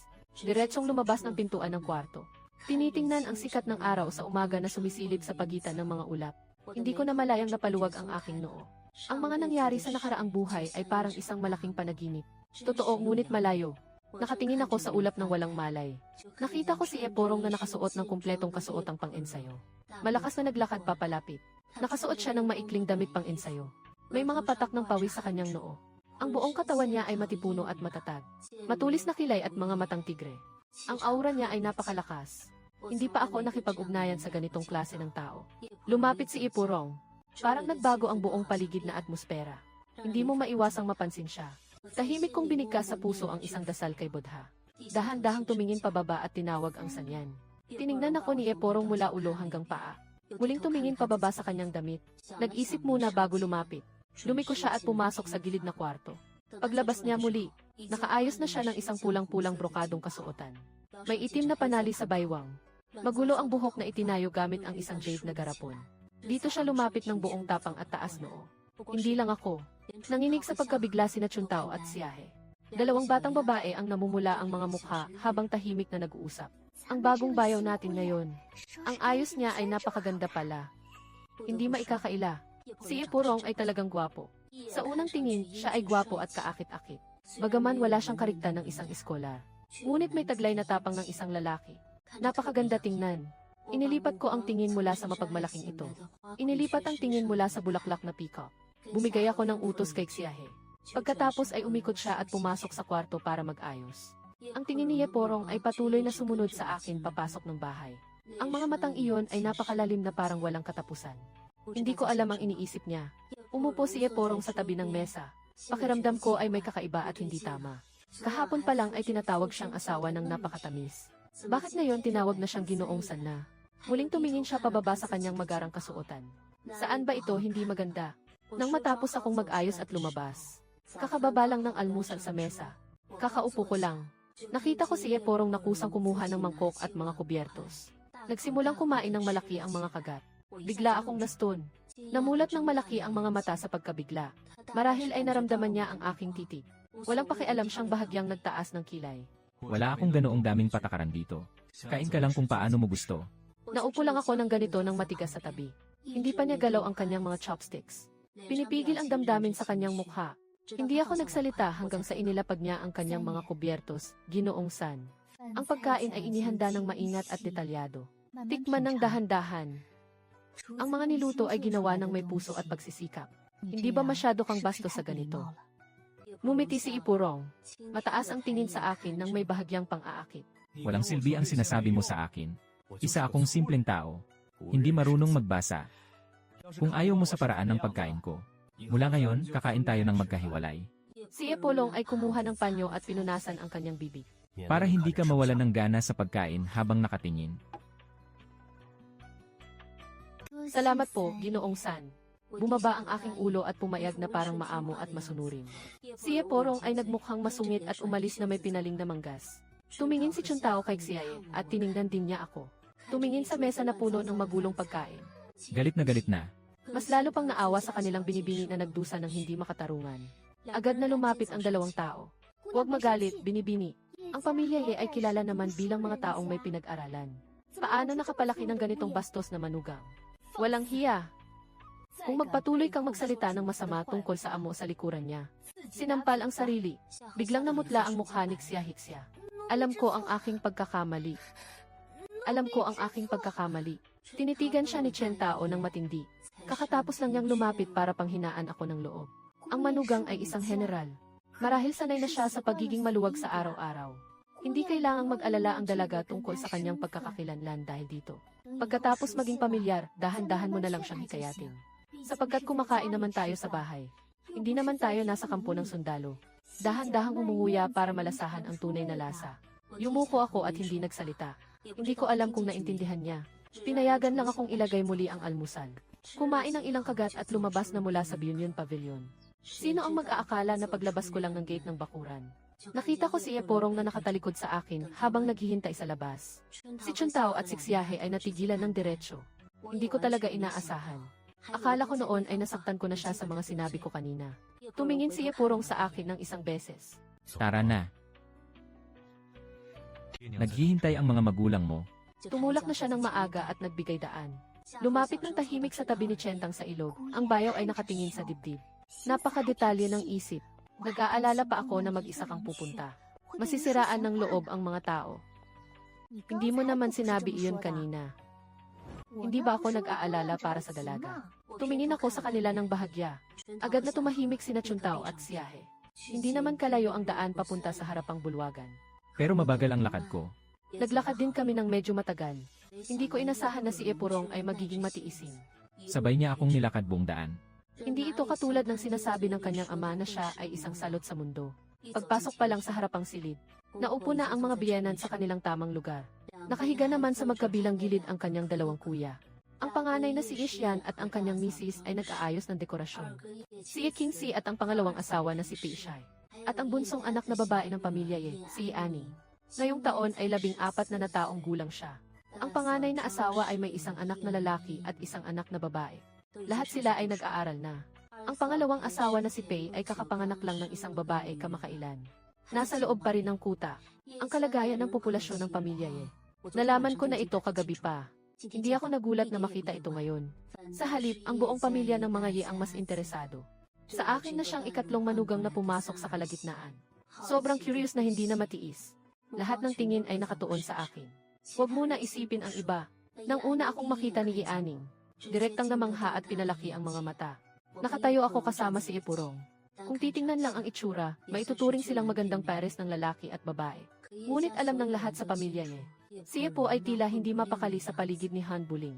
Sa kanyang mga mata, ako lang ang nakikita niyang magandang kasama. Pareho ang iniisip namin sa puso. Isang magandang bulaklak na ganito. Paano ito naitanim sa dumi ng baka? Kahit ang matatag na panganay na si Isyan. Lahat sila ay nagpakita ng mukha ng awa. Lalo na ang pangalawang kuya na si Kingsi. Tinitigan niya ng may pagdududa ang kanyang bunsong kapatid na lalaki. Hindi ko alam kung anong paraan ang ginamit niya. Pinipilit mo siyang magpakasal. Si Ipurong ay bahagyang pumikit ng mga mata. Anong mga tingin yan sa inyo? Hindi ko naman pinapansin ang mga tingin sa paligid. May ngiti sa mga labi. Dahan-dahang lumapit. Nagsagawa ng magalang na pagbati sa dalawang matanda. Nakita ng manugang ang biyenan at biyenan babae. Mabait na bata, bumangon ka na. Si Wang ay nakikita akong maayos at maunawain. Umiti siya nang ang mga mata ay naging singkit. Halos matunaw na ang puso ko. Isang anak na babae lang ang meron siya sa buong buhay niya. Simula pagkabata, palaging dumikit kay Ipirong. Lumaki siyang may ugali ng isang batang lalaki. Noong bata pa siya, medyo kaakit-akit pa. Habang lumalaki, lalo kong nararamdaman na parang nagkamali ang kanyang pagkakapanganak bilang isang babae. Bagaman masunurin din ang panganay na manugang. Ngunit masyado siyang mahigpit kaya hindi siya makalaya. Bukod pa sa panganganak na nakasira sa kanyang katawan. Sa mga taong ito, palaging may sakit siya. Ang pangalawang asawa ng panganay na anak ay diretso ang ugali. Ngunit napakaliit ng kanyang pananaw. Lahat ng isip niya ay nakatuon kay kuya pangalawa, palaging nagbabantay. Ang mga alipin sa paligid niya ay parang bantay sa magnanakaw. Hindi talaga siya maipagmamalaki. Si Gyangi, Wang ay orihinal na may pag-asa sa ikatlong anak na ito. Walang kahit kaunting pag-asa sa kasal. Sana lang ay mabuhay silang payapa at matiwasay. Sino ang mag-aakala na ang Diyos ay? Siyempre, ito ay. Ang pinakaprinsesang dalaga sa kabisera ay dumating na. Tinitingnan ang kanyang tindig at ganda ng kilos. Tinitingnan ang ngiti sa kanyang mukha. Gusto niyang lumaki ang kanyang anak na babae na ganito noon. Hindi ko alam kung saan ako nagkamali ng hakbang. Dahan-dahang lumapit ako habang hawak ang tasa ng tsaa. Lumuhod ng mayabang sa harap ni Wang Song. Hawak ang tsaa gamit ang dalawang kamay. Mahinang tawagin ang biyenan. Pasensya na kung naabala ka ng tsaa. Kung sakaling mangahas ang batang iyan na apihin ka sa hinaharap. Kahit kailan, sabihin mo lang sa akin. Nakikita ang ganitong maunawaing manugang na babae. Sa puso ay sabik na sabik ngunit masaya rin. Ang nakakabagabag ay ang kahihiyan ng anak na walang utang na loob. Pinapakita ng manugang na may pangunawa siya. Talagang nakakaawa. Habang umiinom ng tsaa si Wang Song. Kakatayo ko pa lang at lumingon sa kaharian, yumuko na naman ako. Ina! Uminom ka ng tsaa, hindi mapigilan ng ngiti ni Wang Shi ang kanyang mga labi. Agad niyang tinanggap ang tsaa. Dahan-dahang uminom ng isang higop. Mahinahon niyang hinawakan ang aking kamay at sinabi, "Mula ngayon, ituring mo na itong sarili mong bahay. Kung may hindi ka sanay, huwag kang mag-atubiling sabihin. Pinalitan na ng ina para sa iyo." Umiti ang hari habang nagsalita. Mayroon pa akong ilang shujin na regalo ng emperador sa aking kwarto. Hindi marami ang tela. Ngayong araw, ilalabas ko lahat ng kaligayahan ko. 3 bahagi lang ang nagawa. Ang ikatlong asawa ay bagong kasal lang. Bigyan siya ng dagdag na isang talampakan. Kayo na mga manugang na babae. Hindi naman siguro siya mag-aalangan sa ganitong maliit na bagay. Sabi ng Maharlika. Tumingin siya sa kanyang mga hipag na sina Zhuangxi at Ersao na naglilingkod. Maingat na sumagot ang palamuti. Nagtatawanan lang ang ina. Napakabait ng bunsong manugang. Siyempre, karapat dapat siya sa pinakamaganda. Mayroon akong isang peres ng berdeng jade na hikaw. Tama lang na regalo para sa pangatlong kapatid na babae. Noong mga nakaraang araw sinabi ng maestro na bagay sa akin ang kulay berde. Tama lang na ipasuot ito sa bunsong kapatid na babae. Kahit na Agosto na ngayon, pwede na ring maghanda ng mga damit panglamig. Noong nakaraang taon, may ipinadala ang pamilya ng aking ina na ilang puting bola ng Foxfort. Mayroon pa akong sobra. Kinuha ng hipag para gawing kwelyo ng balahibo. Ang puting kulay ang pinakabagay sa iyo. Ang panganay at pangalawang asawa ay nagpakita na rin. Dito lang nasiyahan si Taiwan. Alam nila iyon sa kanilang puso. Ito ay dahil sa aking tulong. Kaya lang makakakuha ng mga librong ito. Sino ba ang hindi nakakaalam kung gaano kamahal ng biyenan ang mga mamahaling tela na ito? Kahit ang sariling anak na si Aning ay gusto nito. Hindi siya kailanman nagbukas ng bibig. Ngayon kapag pumasok ako sa pintuan. Ginamit ng kaharian ang kayamanang ito para paghati-hatian. Sinasabi ko lang sa kanila, ang pangatlong manugang ko ay napilitang umalis dahil sa hindi makatarungang pagtrato. Hindi pwedeng pabayaan ng mga biyenan ang kanilang mga manugang. Tumayo ako at magalang na nagpasalamat sa dalawang mga hipag. Nakita ko rin ang dalawang kuya. Sa huli, si Aning ang lumapit at nagbigay galang. Si Quisheng ay sumigaw ng isang beses ng ate sa ikatlong asawa. Sa sandaling iyon, may mga tauhan na naman na nagulat. Sabi nila, dumating na naman ang mga tao mula sa Ninyuan Haofu. Si Gyangi, Wang ay tuluyang nagalit na rin. Paulit-ulit na nanggugulo ang Ninyuan Haofu sa aming pintuan. Kahit sino pa yan, hindi ito matatanggap. Kalilimutan na natin ang gulo kagabi. Malinaw ito sa puso ni Wang. Halos ko na siyang paalisin ng sapilitan. Makikita na wala talaga akong kahit kaunting ugnayan kay Jiang. May dignidad ang tao, kaya hindi na dapat bumalik. Sino ang mag-aakala na ubos na ang tsaa ng kanyang biyenan para magbago ng isip? Mas gugustuhin pang pumunta sa tahanan ng Hugh kaysa maglakas loob na dukutin ang tao. Talagang kaakit-akit pero may 3 bahagi ng kanyang ugali. Si Gyangi, Wang ay naglakad papunta sa harapang bakuran na may seryosong mukha. Si Ginang Isi ng Ninyuan na sanay ng maging palalo araw-araw. Sa sandaling ito ay may mukha ng pagkahiya. Punong-puno ng pagkadismaya dahil sa hindi pagtupad sa inaasahan. Nakita niyang lumabas si Ginoo Wang. Agad siyang umiti ng pilit. Hindi ko kayang tanggapin ang malaking biyaya mula sa ginang Ninyuan Hao. Ang nangyari kahapon ay tapos na. Walang gaanong ugnayan ang ating dalawang pamilya. Hindi ko inaasahan na bibisita ang ginang ng maaga. Kung may kailangan, diretso na lang, ayokong paikutan pa siya. Hindi nanganganag kunwaring magalang pa. Ang sabi mo naman yan. Nabigo si Yanji. Dahil ng todo, nawala na ang dangalang may bahay ng hukom na ito. Kadalasan, sino ba ang mga has na hindi siya palakpakan? Ngayon ay kailangang pagtakhan ng ganito ng iba. Si Ginoong Di ay galit na parang gusto na niyang umalis agad. Ngunit nang makita niya si Jayang Yian sa tabi niya, pinipilit niyang pigilan ang galit na iyon na sumabog. Tinakpan ni Ginoo Lu ang kanyang mukha gamit ang panyo. Piliting humiti ng bahagya. Tumingin si Yanji. Li sa kaharian. Sa lungsod na ito, iilan lang ang may kapangyarihang makipag-usap. Ikaw ang ginang ng punong lungsod. Hindi tulad namin na umaasa sa biyaya ng aming mga ninuno. Ang dakilang ana ito ay umaasa pa rin sa inyo. Napakagandang papuri ni Ginang Ihi sa akin. Si Wang ay gumiti ng pilit habang nilingon si Chamo. Ang aking asawa ay nagmula sa isang karaniwang pamilya. Hindi ko kayang labanan ang inyong mataas na katayuan. Kung may sasabihin ka, sabihin mo na ng diretsyo. Tungkol ito sa abogado na pilit bumiti at naglakas loob magsalita. Siyempre, para sa kasal ng dalawang pamilya. Bigla ang nangyari kagabi. Ngunit matagal nang napagkasunduan ang kasunduan sa kasal. Ang anak ko at si Binibining siya ay talagang nagkakaintindihan. Ngayon pumunta. Gusto ko lang malaman kung ano ang hindi ikinasya ni Ian. Siya, pumayag ang inyong pamilya na bigyan siya ng posisyon bilang pangalawang asawa. Hindi ba sapat na igalang siya bilang asawa ng heir apparent? Ang tono ng abogado na ito, parang eksaktong kapareho ni Jayang Yian kahapon. Ganito ang mga taong ito. Sa kaibuturan ng kanyang pagkatao, pakiramdam niya ay higit siya sa iba. Kahit pa magpakumbaba, wala pa rin silang kahit kaunting sinseridad. Hindi maganda ang pakiramdam ng kaharian habang naririnig ito. Ibinaba ang tasa ng tsaa ng may malakas na tunog. Itinuwid ang likod. Si Ginang Di ay talagang malas. May kinalabasan na ang nangyari kahapon. Umalis na rin ang pamilya Xia sa kasal. Ngayon, ang panganay na babae ng pamilya Xia ay nagpakasal na sa aking anak.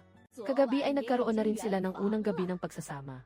Kanina pa sila dumating para mag-alay ng tsaa bilang paggalang. Ngayon ay ganito na. Ang panganay na babae ng pamilya ay asawa na ng aming pamilya yun. Hindi posible, biglang namutla ang mukha ni Lu. Paano naman pwedeng makipagtalik sa iba kung may amnesia siya? Siya ang aking asawa, si Jayang Yian. Kakabagsak lang ni Huayin. Biglang nagbago ang kulay ng mukha ni Di. Agad niya siyang hinila pabalik. Ano ba ang sinasabi mo dito ng walang kwenta? Bigla siyang itinulak ni Jayang Yian. Nagsumikap ng buong galit habang nagingit-ngit. Huwag mong isipin na mapapaniwala mo ako gamit ang mga salitang iyon. Hindi ako magsusulat kahit isang salita. Tumingin ang abogado kay Wang Shi na may madilim na ekspresyon sa mukha. Tumingin muli kay Jayang Yian na parang nababaliw. Ang tuktok ng kanyang ulo ay mabilis na tumitibo. Dali, mahigpit mo siyang hawakan para hindi maging bastos. Hindi ito ang tahanan ng Hugh. Paalala sa iyong katayuan. Humigop ng malalim si Jayang Yian. Piliting pigilan ang galit. Nagpakita ako ng katatagan sa harap ng kaharian. Patawarin po ninyo ako, Ginang Wang. Napasobra lang ang aking damdamin sa sandaling iyon. Ginang. Pagkatapos lang ng mga salita, si Lin Miaowan ay biglang lumuhod sa lupa. Buong mukha ay puno ng pagmamakaawa at kalungkutan. Ako ang nagkamali. Napasakamay ang maling sedan chair. Mahigpit na kinagat ni Lin Miaowan ang kanyang mga labi. Nananawagan ng may luha sa mga mata. Hiling ko lang ay isang mapayapang kalagayan. Hindi ko kailanman agawin kay CG ang posisyon ni Ginang Leon. Maaari pa rin tayong maging magagandang magkapatid na babae. Nang marinig ni Gianhi, Wang ang sinabi ni Lin Miaowan, nagulat siya sa kanyang puso. Hindi niya talaga pinapansin si Miss Ling Er noon. Sa sandaling ito, bigla siyang tiningnan ng medyo mataas. Sa sandaling iyon, narinig ang aking tinig mula sa labas ng bahay. Kung may sasabihin ka, sabihin mo sa akin. Ano ba ang ibig sabihin ng paglaluhod sa harap ng aking biyenan? Sa susunod na sandali, pumasok kami ni Eporong ng magkasama. Huwag tumingin sa iba. Diretso akong lumapit sa harap ng biyenan ko. Nabahala ang ina ko dahil sa pagpunta ko sa Siksingli. Hindi ang kaharian ang may kasalanan kundi ang manugang. Pag nakita niya ako, agad na nawala ang madilim na ulap sa kanyang mukha. Tinulungan kong umupo ang biyenan ko. Malamig niyang tiningnan ang mga hindi inaasahang bisita. Noong una, ang aking ama ang nagtakda ng kasunduan sa kasal. Ang pinahahalagahan ay ang mga alituntunin at paggalang ng pamilyang Hugh. Ngayon na tinitingnan ko, ang tinatawag na mataas na angkan ay ganito lang pala. Nang aagaw ng asawa na naipakasal na sa ibang bahay. Ito ang mga patakaran sa inyong tahanan ng mga Hugh. Kahapon sa kalagitnaan ng gabi, dumaan ka para kumatok sa pintuan. Ngayon, may bagong kasama kang dinala at muling dumating dito. Gusto ko lang sanang magtanong, sino ba ang gusto mong ipakita nito? Napalitan na ni Tio Kun ang hilaw na bigas at naluto na ito. Walang dahilan para magpakasal ako sa pamilya niya. Kapag pumasok ka sa pintuan ng tahanan ng Ning Yuan Hao, ang ginawa ni Ginang Yi ay talaga namang nakakadiri. Ang sinabi ng pangalawang pangulo ay talaga namang nakakainis. Kung aakalain pang lalapit pa ang Ning Yuan Hao Mansion para mang-abala, pupunta tayo sa tanggapan ng katarungan para maghain ng reklamo. Pakiusap, hatulan po ng hari kung sino ang tama. Tingnan natin kung kaya bang agawin ng pamilyang Hao ang asawa ng iba. Ang mga salitang ito ay nagdulot ng pamumula sa buong mukha ni Ken. Walang isang salita na mailabas. Nanginginig ang kanyang mga labi habang tumingin kay Jiang Yian. Dumating ka na kagabi. Ngunit hindi man lang siya tiningnan ni Jiang Yian. Isang pares ng mga pulang mata ang matinding nakatitig. Pinilit niya akong makipagtalik. Bakit mo siya sinusuportahan at niloloko mo ako? Halos napatawa ako sa galit dahil sa kanya. Jiang Seja, matagal na tayong walang kaugnayan. Saan nanggaling ang usaping pagtataksil? O sinasabi mo ba na ang inyong pamilya ng Hao? Gusto ninyong basta na lang maglagay ng paratang sa iba? Hindi makapaniwala si Jiang Yian sa kanyang mukha. Nadismaya. Paano ka naging ganito? Napailing ako ng bahagya. Bawat salita ay tumutusok sa puso. Anong klaseng tao ako? Walang karapatang malaman iyon ang zombie. Hindi naman tayo talaga magkakilala. Biglang lumabas si Lin Miaowan. Tumingin sa akin na mailuha sa mga mata. Nakalimutan ang lahat. Sinasisi mo ba ako? Hindi ko rin alam kung paano nangyari ang ganito. Kung mabibigyan ako ng pagkakataon na bumalik sa simula, tiyak na tatanggapin ko. Pero sa buong lungsod ng Jeong, sino ba ang hindi nakakaalam na nagkamali tayo ng asawa dahil sa kapalaran? Hinikapan niya ang kanyang mukha habang umiiyak. Nagpapanggap na sobrang kawawa. Isa. Tayo ay magkapatid sa puso. Kung gusto mo ring makapasok sa bahay ng general, ang posisyon ng asawa ng Heir ay para sa iyo na. Talagang isang magandang palabas ba ito? Pinapalabas ang malalim na pagkakaibigan ng magkapatid na babae. Tinitigan ko lang siya ng malamig. Walang kahit kaunting pagbabago sa kanyang mga mata. Parang nanonood lang ako ng isang payasong nagpapakita ng mga palabas. Paulit-ulit ko na itong sinabi. Tinitingnan ko siya. Mas mabuti pang sabihin ng diretsyo kaysa paikot-ikot. Dahil ito ay tadhana na inayos ng langit. Ang magiging asawa ng anak ng prinsipe ay syempre ikaw, Binibining Lin. Ang insenso noong araw ng kasal ay pareho nating sinuong. Tinupad ng langit ang iyong ninanais. Bakit ka pa magpanggap sa harap ko ngayon? Napasok na ako sa pinto ng pamilya eh. Hindi ako magiging ginang ng pamilyang Jiang mo. Tinitingnan ang mga peking mukha sa harapan ko. Ayokong makipag-ugnayan pa ng husto. Huminga ng malalim at lumingon kay Yeporong. Asikasuhin mo ang mga bisita para sa ina. Agad-agad nagbago ang aking estilo. Direktang nagbigay ng huling babala. Pakiusap, ipaalam mo kay Ginoong Jiang sa aking asawa. Sa loob ng araw na ito, dapat ibalik ng Ning Yuan Hao Fu ang aking dote. Ibalik lahat. Pagkatapos kong magsalita, umiti ako ng 4 na beses kay Ginang Difi na parang isang tao mula sa Minan. Hindi siguro iyan ang balak ni Ginang Difi na pigilan ang aking dote. Pumunta ka na at bumili ng mga gamit para sa iyong bagong manugang. Tila nga na ang sinabi ko ang direktang nagpasiklab ng alitan. Narinig kong nangyari ang gulo nang lumabas siga mula sa pintuan ng pamilya niya. Pinuntirya si Jiang Yian at sinigawan ng malakas. Sabi niya na hindi pa siya kailanman nakaranas ng ganitong kalaking kahihiyan sa buong buhay niya. Pang-aalipusta. Kaya pala, si Jiang Yian ang maagang umaga na tumatak sa dibdib ng kanyang ina. Tiniyak niyang labis ang kanyang pagmamahal sa kanya. Basta siya mismo ang pumunta. Sigurado akong magbabago ang isip ko. Sino ang mag-aakala na pagkatapos kong hampasin siya ng todo sa harap ng lahat? Si Jiang Yian ay hindi pa rin sumusuko. Akala mo pa, gusto pa niyang makita ako muli. Gusto niyang makipag-usap sa akin ng mag-isa. Ngayon pati ang kanyang sariling ina ay iniisip na siya ay nababaliw na. Huminga ng malalim ng may pagkabigla. Hindi na nila siya pinayagang gumawa ng kalokohan. Pinilit niyang dalhin pabalik sa bahay ang hangal na anak na ito. Ngunit hindi pa dito nagtatapos ang bagay na ito. Kasunod nito, diretsong pumunta sa bahay ng hapon ang mga tao mula sa pamilya ni Mama Jin Anbo. Hindi na nagdalawang isip, sinimulan agad ang pagbibintang at paninisi. At kinuha nila ng buo ang aking dote. Nailigtas lahat pabalik. Ngayon, tuluyan nang nawala ang dangal ng Ning Yuan Hao Fu. Agad na tinawag ng matandang ginang ng Panginoon ang pamilya Di. Pagpasok niya sa pintuan, agad siyang lumuhod sa lupa at umiyak ng malakas. Ngunit mariing pinatapak ng matandang ginang ang kanyang tungkod. Sa kanyang edad, nagkakalokohan pa rin siya. Iete, sa susunod na sandali, direktang kinuha ng matandang ginang ang karapatan ng kanyang tagapamahala. Parusahan siya na lumuhod sa templo ng Budismo ng kalahating buwan. Nanginginig si Genji, at pumuti ang kanyang mukha. Nanghihinayang na nagmamakaawa habang umiiyak. Paano siya titingnan ng bagong asawa sa ganitong paraan? Ngunit hindi man lang siya pinansin ng matandang ginang. Pinilit siyang lumuhod at gumapang hanggang sa harapan niya. Nang yuko hanggang magulo na ang buhok niya. Kakaunti lang ang nawala sa galit ng matanda. Namumula at namamaga ang noo ni Lu. Gulo-gulo ang buhok. Mukha siyang lubhang magulo at palpak. Sino ang mag-aakala na sa unang araw pa lang ng bagong asawa sa bahay? Kaya hinayaan siyang magdusa ng ganito kalaki. Hindi niya inaangahas na sisihin ang matandang ginang. Sa halip, inilabas ang lahat ng galit. Lahat ng galit ay ibinuhos kay Lin Miaowan. Sinabihan siyang malas na bituin. Sabi pa nila na ako at ang anak niya. Sadyang nilikha para sa isa't isa. Lahat ay sinira ng taong ito. Nakakatawa talaga. Sa akin naman, ganap na ibang tanawin ang aking nakikita. Ang tiyuhin kong si Jing-an mula sa pamilya ng aking ina ay masigasig. Dala-dala niya ng buong sigla ang lahat ng aking dote. Narinig kong si Mr. Kong si Epurong ay nakasandal sa pintuan. Tumingin siya ng mahigit kalahating oras. Pinapanood ang bawat dote na inaangkat papasok. Halos napuno na ang kanyang silid ng mga kontraseptibo. Ngunit ang mga bagay na ito sa labas ng sarili ay walang halaga. Ang mahalaga ay, nasa gitna ako ng karamihan. Nakita ko si Dumomo na nag-alaga sa akin mula pagkabata. Sa sandaling iyon, halos hindi ko mapigilan ang pagpatak ng aking mga luha. Nakanginig na tinawag ang yaya. Hindi na dapat tawagin ng ganito ang dalaga. Biglang namula ang mga mata ng yaya. Agad siyang yumuko para kunin ang bagahe. Agad akong lumingon sa kabilang direksyon. Pinipilit kong tiisin ang sakit sa puso. Noong nakaraang buhay, ginawa iyon ng aking yaya para protektahan ako. Kakamatay lang sa Ninyuan Haofu dahil sa pambubugbog. Ngayon, muling nagkita kami. Paano ko hindi mararamdaman ang sakit na parang hinihiwa ng kutsilyo ang puso ko?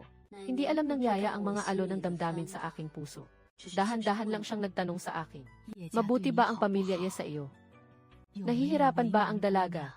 Pabigla bilisan akong tumango. Kahit isang pilit na ngiti ay ayos na. Ang pamilya Ye ay isang pamilyang mahilig sa pag-aaral. Lahat ng tao ay mabait sa kanya. Tinanong pa ng nanay mo kung paano ang bagong bayaw sa'yo. Sino ang nakakaalam? Nadinig ito ni Epurong sa labas ng pintuan. Nadagdagan din ang kanyang kuryosidad sa puso. Hindi ko agad alam kung ano ang sasabihin. Matagal bago siya dahan-dahang nagsalita. Bagaman hindi kasing kahanga-hanga ni Ginoo at ng kuya si Sanye. Ngunit mayroon din siyang sariling ugali at responsibilidad. Ang gusto ko lamang ay, ang mahalaga ay ligtas at payapa ang pamilya. Sana sa buong buhay niya ay walang sakuna o problema. Pag-isipan ko ito, biglang tumibok ng malakas ang aking puso. Nakaraang buhay. Si Yepo na namatay sa digmaan habang bata pa lamang. Suso. Si Yesan niya na dati ihinamak ng lahat ng tao. Sa huli, naging pagmamalaki ng dakilang kaharian ng An. Ngunit hindi na siya kailanman makakabalik. Tumingala ako sa yaya. Nasabi niya ang pinakatapat na salita. Mabuti siya. Mas mabuti pa siya kaysa sa maraming tao sa mundo. Sino ang mag-aakala na ang totoo kong salita na ito? Pinatigil siya ng nakatungtong sa labas ng pintuan. Parang naubos lahat ng lakas ko. Hindi siya gumalaw ng matagal. Hindi ko magawa pero sa susunod na segundo. Pumasok siya na parang walang nangyari. Isang pares ng itim na mga mata ang direktang nakatingin sa akin. Naramdaman kong pumula ang aking mukha. Lumiko ako ng mukha. Bakit hindi nagsalita si Sanye? Bigla siyang umupo sa tabi ko. May bahagyang ngiti na may halong biro sa kanyang mga labi. Tingnan ko kayo ng mag-ama. Ang ganda ng samahan ng mag-asawang ito. Paano ko ba magawang putulin sila? Biglang nagbago ang kanyang tono. Ang tingin niya ay sobrang seryoso. Yung sinabi niya kanina. Totoo ba yon? Tumingin ako sa kanya ng isang beses. Hindi nagsalita. Ngunit mumiti siya ng bahagya. Hindi ka nagsalita. Ipagpalagay ko na tinanggap mo na siya habang siya'y umuupo ng nakasandal sa likod ng upuan. Mas magaan ito ng malaki. Kung ganoon ka nasisiyahan kay Weifu. Siyempre, iyon ang pinakamainam. Pero ang sinabi niya pagkatapos ay nagpabigla sa akin ng todo. Masyadong maliit ang Binyon Pavilion. Pasensya na sa abala. Bukas ay bubuwagin ko na ang kanlurang pader. Palalawakin ko ang hardin sa tabi para sa'yo. Bakit ako nagulat pa? Siya ay isang taong agad kumikilos kapag sinabi. Hindi talaga ako binigyan ng pagkakataong tumanggi. Diretso na itong napagdesisyunan. Kinabukasan, talagang nawasak ang pader ng bakuran. Napatingin na walang makitang sagot sina Chuntao at Siahe. Ngunit ang mas nakakagulat ay nasa likod pa. Si Epurong ay nagpalit ng suot na lumang maikling damit. Personal na nagdala ng mga ladrilyo at buhangin. Isang marangal na anak ng pamilyang punong lungsod. Nagsimula pa siyang gumawa ng mabigat na trabaho ng isang mason. Isang tingin lang ang ginawa ko tapos bumalik na ako sa loob ng bahay. Pakiramdam ko ay hindi bagay sa kanya ang ganito. Sino ang mag-aakala na pagkapasok ko lang sa kwarto? Narinig ko na ginawa niya iyon para patigilin ang chismis ng kanyang mga kapatid sa asawa. Pera para sa pagpapalawak ng bakuran. Lahat ay gamit ang sarili niyang ipon. Walang kahit isang sentimo ang ginamit mula sa bahay. Biglang sumalubong sa akin ang iba't ibang damdamin. Pinapunta ni Chuntao si Dumomo sa maliit na kusina para gumastos. Araw-araw ng hapon, magdala ng isang mangkok ng mainit na sabaw at ilang merienda para kay Sanye. Nang ang mangkok ng mainit-init na sopas ng pansit. Nang dalhin ito sa harap ni Epirong, natunggol siya ng todo. Umiti ang kusinera nang hindi mapigilan. Ito ay utos ng Ginang San. Natatakot lang ako na mapagod kayo, Ginoong San. Napikit ang mga kilay ni Epurong. Ang mga mata niya ay biglang kumislap. Agad niyang hinugasan ang kamay at nagsimulang kumain ng malaki ang bunganga. Uminom pa siya ng sabaw hanggang sa malinis. Umiti muli ang kusinera at nagdagdag pa. Pinipili ni Ginang tatlo ang pagkain para sa inyo. Siyempre, sarili niyang bulsa ang ginamit niya. Pinunasan ni Epurong ang kanyang bibig. Biglang lumingon pabalik sa kwarto ko. Umiti siya sa gilid ng kanyang mga labi. Habang umiikot para magtrabaho. Puno ako ng lakas sa buong katawan. Inaayos ko ang aking mga gamit at kilos sa loob ng kwarto. Tinitingnan ang bahay na inayos ng maganda at maayos. Parang lahat ay patungo sa mas magandang direksyon. Nang maging bago at maayos ang ayos ng bahay. Napatingin ako sa mga kahon ng mga antigong gamit at sa mga sulat at larawan. Miss, gusto mo bang isabit ang mga sulat at larawan na ito? Umiling ako at sinabi, itago na lang lahat. Ang mga lumang bagay na ito ay hindi bagay sa aking bagong buhay. Ngunit nang buksan ni Xiaohi ang isa pang kahon ng damit, ngunit nahirapan ang dalaga. Saan kaya inilagay ang damit ng bayaw? Hindi ko pa itinaas ang aking ulo. Inahaplos-haplos ko lang ang mga pahina ng libro.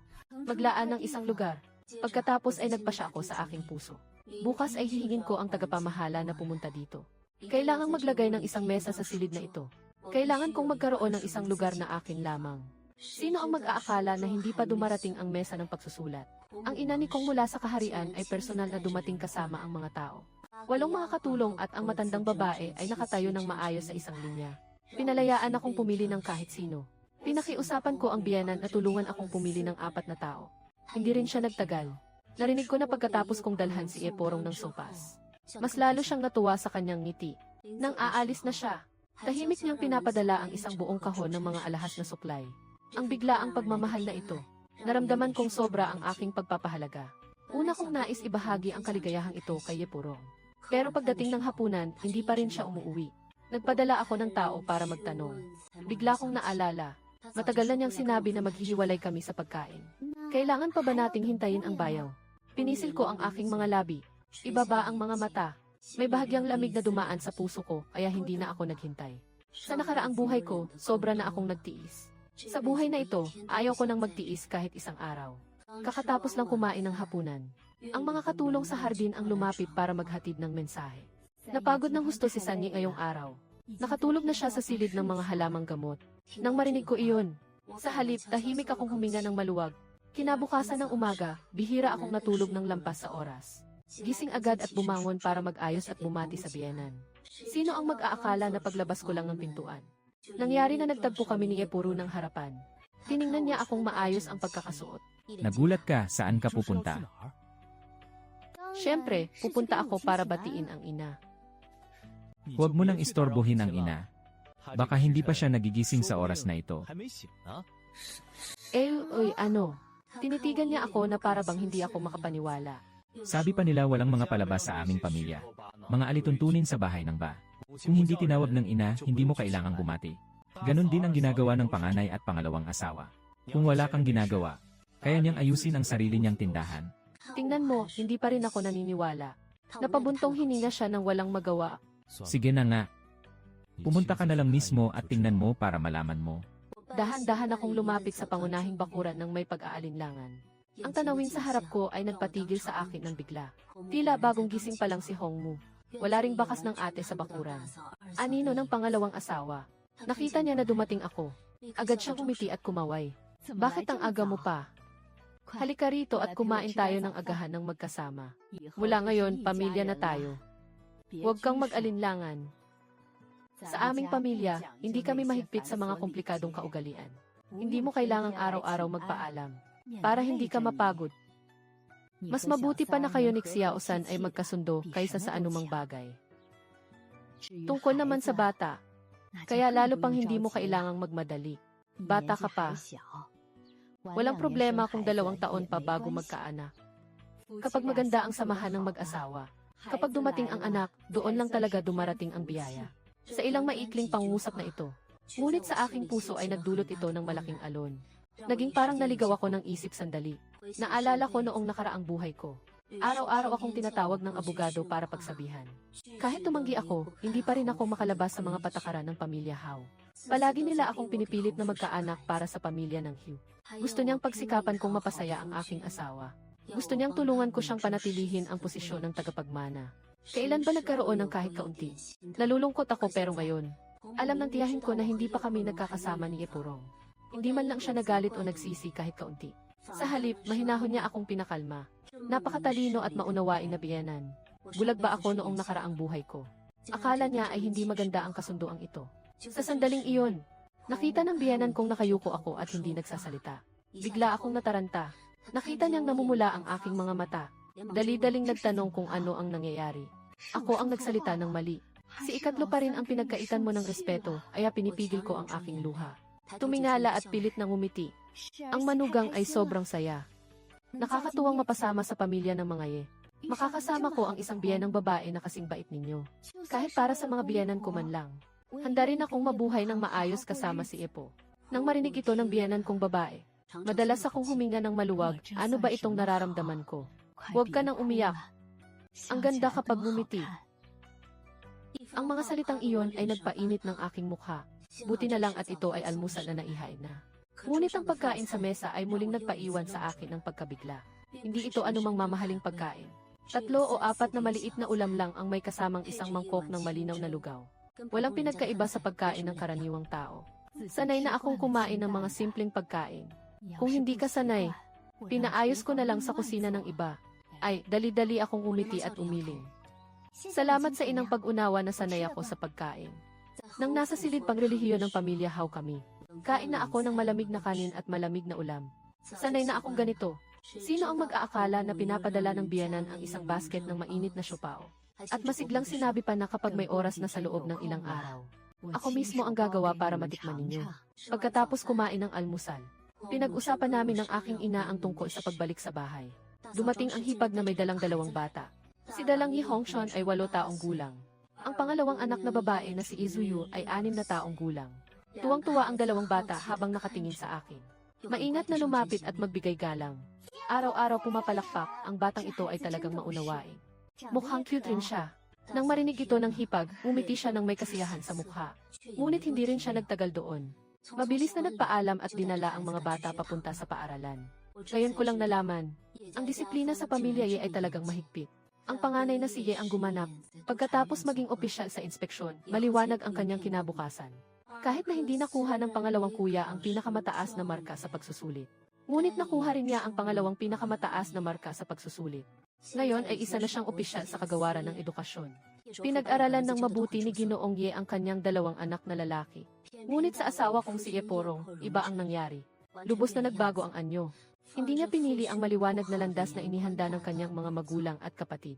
Umalis siya sa pag-aaral para mag-aral ng martial arts at sumali sa hukbo. Noong taong iyon, nagkaroon ng matinding alitan ang pamilya Ye. Galit na galit ang biyenan kaya nabasag ang 2 singsing.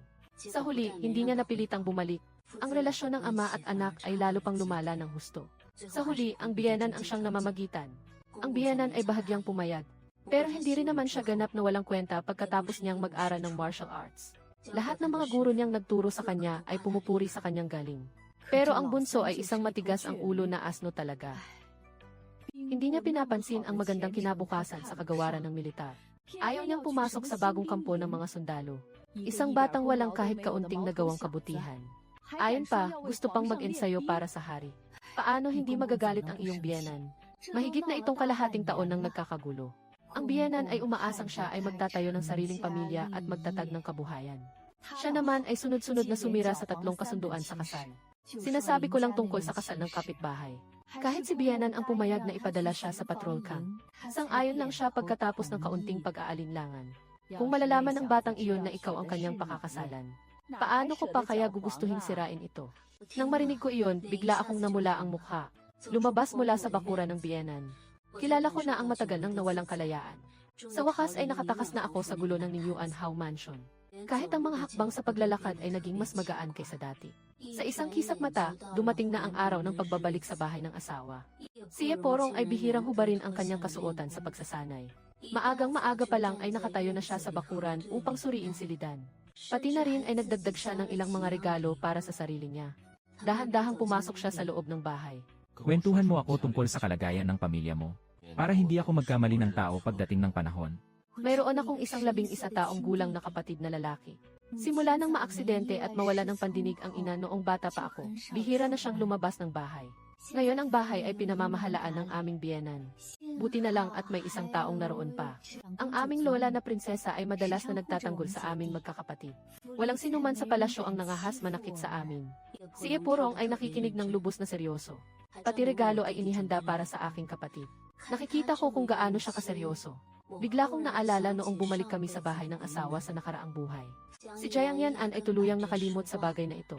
Lahat ng regalo ay ako mismo ang naghanda. Ang nanay ko ay hindi mahilig magsalita. Kung nahihiya si Sanye, hindi niya kailangang pilitin na makita siya. Bakit naman hindi makikita ang biyenan? Bigla akong nawala sa salita. Sa sandaling iyon, dahan-dahang huminto ang karwahe. Mula sa labas ng karwahe ay narinig ang tinig ni Chuntao. Binibini, binibini, Ginoo. Sa unahan ay ang karwahe ng Ninyuan Hao. Babalik din sila ngayon sa bahay ng babae. Napikit ang aking noo sa mga salitang iyon. Biglang sumulpot ang pagkasuklam sa aking puso. Hayaan mo silang mauna.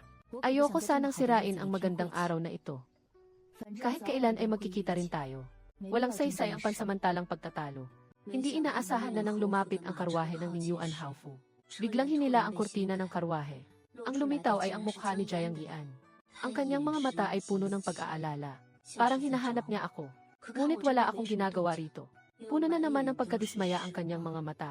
Sa pagkakataong iyon, hindi pinayagan ng aking katulong na maligo sa ilog ang lalaki. Diretsong nakatayo na may kamay sa balakang sa harap ng karwahe. Galit na nakatitig sa kabilang panig. Umalis ba kayo o hindi?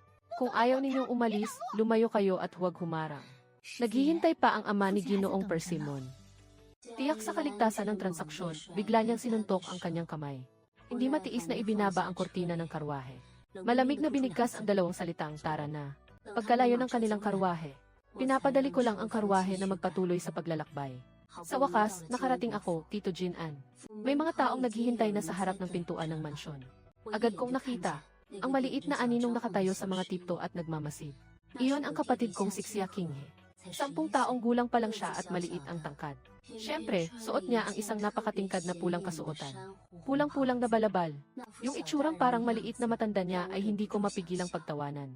Si Epurong ang unang bumaba ng sasakyan pero hindi agad umalis. Sa halip, lumingon siya at iniabot ang kanyang kamay sa akin. Matalinong umatras sa gilid sina Chuntao at Siahe. Biglang napatingin ang lahat sa amin. Kaya napilitan akong ilagay ang kamay ko sa kanyang palad. Pinayagan ko siyang tulungan akong bumaba ng sasakyan. Ipinapakita ang magandang samahan ng mag-asawa. Siyempre, lahat ng mga kapamilya sa ina ay umiti ng may ginhawa nang makita ito. Isang anino ng ate ang mabilis na sumugod. Siya nga ang nakababatang kapatid na si Xia Qinghe. Kumikinang ang kanyang mga mata. Hindi maitago ang saya sa kanyang batang mukha. Ang maliit na mukha na iyon ay may 3 bahagi na kahawig ko. Bakit ang pasikot-sikot pa ni Xiaohe? Kanya lang itong na-realize. Dapat ay tumayo ng tuwid agad. Ang mga mata ay puno ng paggalang at pagmamahal. Ate, sobrang saya ko na nakauwi ka na. Bigla niyang nakalimutan ang mga alituntunin. Habang nagsasalita, si Zhao na nasa tabi ng lola ay nanalo at lumapit. Binibini at Ginoo. Ang prinsesa at ang Ginoo ay naghanda na ng alak sa pangunahing bulwagan. Inaanyayahan namin kayong pumasok sa aming tahanan. Si Zhao mismo ang personal na sumalubong. Ito na ang pinakamataas na paggalang na ibinigay ng aking lola. Pagkatapos ng lahat, si Epurong ay walang posisyon at walang kapangyarihan. Ayon sa patakaran, hindi na kailangang lumahok ang aking ama. Alam ko, ang respeto na ito ay ipinaglaban ng aking lola para sa akin. Pinangunahan ko si Epurong sa loob ng malawak na bahay ng Earl. Bagaman marangya ang mansyon, ngunit may taglay itong malamig na pakiramdam. Iba ang bakuran ng lola ko. Tunay ngang pumunta kami sa pangunahing bahay upang bisitahin ang ama. Tinitigan niya kami ng malamig at walang pakialam. Nagsalita siya ng ilang formal na salita at pinapunta kami sa nakatatanda naming lola. Walang kahit kaunting init ng damdamin sa mga salita niya. Wala akong kahit kaunting alon sa puso ko. Tahimik na pumayag. Pagkatapos ay dinala si Epurong patungo sa lugar na tunay kong pinahahalagahan. ang tahanan ni Lola sa Kiksayuan. Matagal nang naghihintay si Lola Zhao sa pintuan ng bakuran. Nang makita kami, agad siyang umiti ng buong saya. Kakapasok pa lang namin sa pintuan ng bakuran. Biglang nagbago ang tanawin sa harap namin. Parang napunta kami sa ibang mundo. Bawat ladrilyo at bato dito. Bawat bulaklak at damo. Lahat ito ay mula pa noong panahon ni Lolo. Ginawa ito ng ama ayon sa tirahan ng Lola sa palasyo. Dito lang talaga magiging payapa ang Lola. Lugar na tinirhan buong buhay. Dumating na si Zai. Isang marilag at marangyang anyo. Isinilong ang kanyang katawan habang tinutulungan siyang lumabas. Siya nga ang aking lola. Puti na ang kanyang buhok. Napakadalaga mo. Ang paglipas ng panahon ay lalo lamang nagdagdag ng kanyang dignidad. Ang kanyang mga kilay ay tila hinubog ng hangin ng kariktan. Agad akong nagmadaling lumapit at yumuko. Ang apo na babae ay bumabati sa kanyang lola. Naway maging malusog at ligtas ang aking lola. Mabait na bata, bumangon ka na. Inakay ako ng lola ko nang may pagmamahal sa kanyang mga mata. Ang kanyang mga mata ay puno ng pagmamalaki at pag-aalala. Kasunod nito, ang matalim niyang tingin ay nakatuon sa likuran ko. Kay Porong. Ito ang aking bagong manugang. Si San lang ng pamilya Ye. Mabilis ang reaksyon ni Yepurong. Agad na inangat ang damit at lumuhod upang magsagawa ng seremonyang pangharian. Si San Tzu at Yepo ay tapat. Sumaludo sa kanyang kamahalan ang prinsesa ng Maharlika. Ngunit ngumiti ng mahinahon ang lola. Tumango siya ng bahagya. Mukhang mabait na bata siya. Hindi mo na kailangang pansinin pa. Sabihin mo na lang na tawagin mo akong lola. Itinaas niya ang kamay para paupuin kami. Nagpasalamat kami ni Epirong kay NK bago umupo. Naramdaman ko ang tingin ng aking lola. Patuloy niyang sinusuri si Iborong. Nakatayo ng tuwid ang kanyang likod habang nakaupo. Hindi mapagmataas, hindi rin mapagpakumbaba. Malinaw na nais niyang mag-iwan ng magandang impresyon sa lola. Handa siyang magsumikap para sa akin ng ganito. Dumagdag pa ang kasiyahan sa mga mata ng lola ko. Hindi ko alam kung saan nagtatrabaho ang Ginoo ngayon. Umiti siya ngunit walang init sa kanyang mukha. Malinaw na sinusubukan niya ako sa tanong na ito, kaya nanikip ang dibdib ko. Nanginig ang aking mga palad sa biglaang pagpapawis. Ngunit hindi nag-atubiling ikwento ni Yepo ang lahat sa kanyang lola. Wala nang hawak na posisyon si Sun Tzu ngayon. Pagkatapos sabihin iyon, biglang lumamig ang atmosfera. Ang ama at anak na lalaki ng pamilya I ay parehong mga top-notcher. Bakit hindi mo naman ipinagpapatuloy ang sideline dito sa inyo? Biglang umakyat sa aking lalamunan ang aking puso. Ngunit si Ipurong ay tumayo ng tuwid. Bawat salita ay may lakas. Ang layunin ng mga magulang ay maglingkod sa mga tao sa tanggapan ng gobyerno. Ang layunin ni Sun Tzu ay ipagtanggol ang bansa sa larangan ng digmaan. Magkaiba ang landas ng mga mandirigma at mga opisyal. Lahat sila ay para sa bansa at para sa mga tao. Pag sinabi niya iyon, sa wakas ay napawi ang pagkakakulubot ng noo ng lola. Ang mga luha ay puno ng paghanga. Napakagaling na paglilingkod sa hari, sa bayan at sa mga tao. Pagkatapos ay sinabi ni Yepurong ang kanyang plano. Kailangan ding dumalo sa tanggapan ng gobernador. Hinamak ang pagpasok sa lungsod ng Beijing kasama ang mga sundalo. Hindi ko inasahan na muling magtatanong ang lola ko. Ang tanggapan ng gobernador ay hindi basta-basta pwedeng pakialaman. Wala kang kahit kaunting kontribusyon. Gusto ko lang subukan. Pinakinggan ko siyang tumugon ng matatag gamit ang kanyang pana. Naguguluhan ang puso ko. Alam ko naman ang paghamak ng punong tanggapan ng gobernador. Sa nakaraang buhay, dito siya sumikat. Pinili siya mismo ng emperador para sa posisyon. Lubos niyang naalis ang masamang reputasyon ng matigas ang ulo niyang mga kasama. Nang naisip ko ito, ngunit pinapauwi muna ni Lola si Epurong. Iniwan akong mag-isa para magsalita. Hinawakan niya ang aking kamay.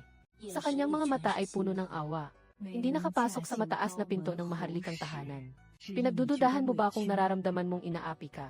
Hindi ibig sabihin na naaapi. Bahagyang umiti ako. Sino ba ang makakasabi ng tiyak? Sino ba talaga ang makakasabi kung mabuting kasal ang sa bahay ng Huo? Dito lang tuluyang nakahinga ng maluwag ang lola ko.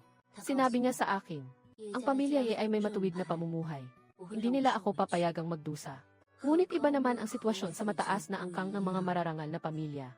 Kung totoong mapangasawa ko siya, Kahit na makaranas ako ng matinding pagdurusa, hindi siya makikialam. Bigla akong natigilan. Noong nakaraang buhay, hindi kailanman sinabi sa akin ng lola ko ang mga ito. Isang nakakatakot na kaisipan ang biglang sumagi sa aking isipan. Nabigla akong nasabi, kung sa tingin ng lola ko ay hindi maganda ang pamilya ng Huo, bakit mo pa tinanggap ang kasunduang ito noon? Malalim ang tingin ng lola. Tumingin sa akin. Hindi ang lola ang nagsabi ng paisa-isang sabihin. si Bo po iyon. Si prinsesa ang nagsabi. Biglang umikot ang isip ko. Biglang naunawaan ang lahat ng nangyari sa nakaraang buhay. Bakit ako nagdusa ng labis sa bahay ng Marquez? Ngunit ang lola ko ay walang pakialam at hindi nag-alala. Dahil siya ang panganay na prinsesa. At saka ang aking lola. Sadyang walang sinuman sa mundong ito ang makaliligtas sa akin. Sisi ko lang ang hindi ko alam kung paano iligtas ang sarili. Maling-mali ako nang tanungin kung bakit ako pumasok sa pamilya niya. Hindi ba't lalo pang ikinalungkot ng ama? Ang lola ko ay ngumiti na lamang ng bahagya. Ang kapatid mo ay nakapasok na sa tanggapan ng mga panloob na gawain. Isang pangungusap lang ang nagpaiwang sa akin ng walang masabi. Sa kakayahan lang ng kapatid ko. Paano siya makakapasok sa kagawaran ng pananalapi? Ang lahat ng ito ay isang kasunduan lamang. Galing ako sa bahay ng aking lola. Nang lumabas ako, blanko pa rin ang isip ko. Kahit ipanganak akong muli, ganito hayagang pagpapalitan ng kapakinabangan. Pero pinakakalam ko pa rin ang aking puso hanggang sa huli. Si Epurong ay tahimik na nakatingin sa akin mula sa tabi. Sa mga matang iyon na maliwanag, may bahagyang pag-aalala nga siya. Hindi ba gusto ni Som sa akin? Nagtanong pa siya kung ayaw niya sa akin dahil wala akong posisyon. Pakiramdam ko ay naapi ako.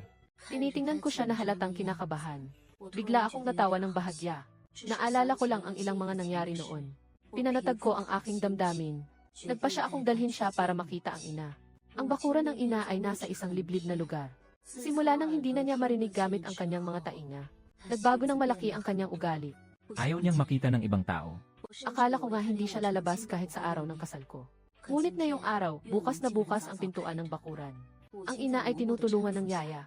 Tahimik siyang nakatayo sa pintuan, naghihintay sa akin. Ako ay tila naglalakad ng walang malay patungo sa harap. Kumukupas kami ni Epurong ng magkasama. Nakita na namin ang ina. Hindi naririnig ng ina. Pinaabot lang niya ng mahinahon na tumayo kami. Umiti si Aling Zhang habang nagpapaliwanag. Alam ng mga mayayaman na babalik ka ngayon sa bahay. Sadyang naghihintay sa iyo dito.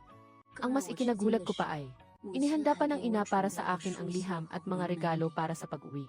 Ipinasa sa akin ni Aling Zhang ang liham at sinabi niyang balikan ko ito para basahin. Pero noong nakaraang buhay, hindi kami pinakita ng magandang mukha ng ina.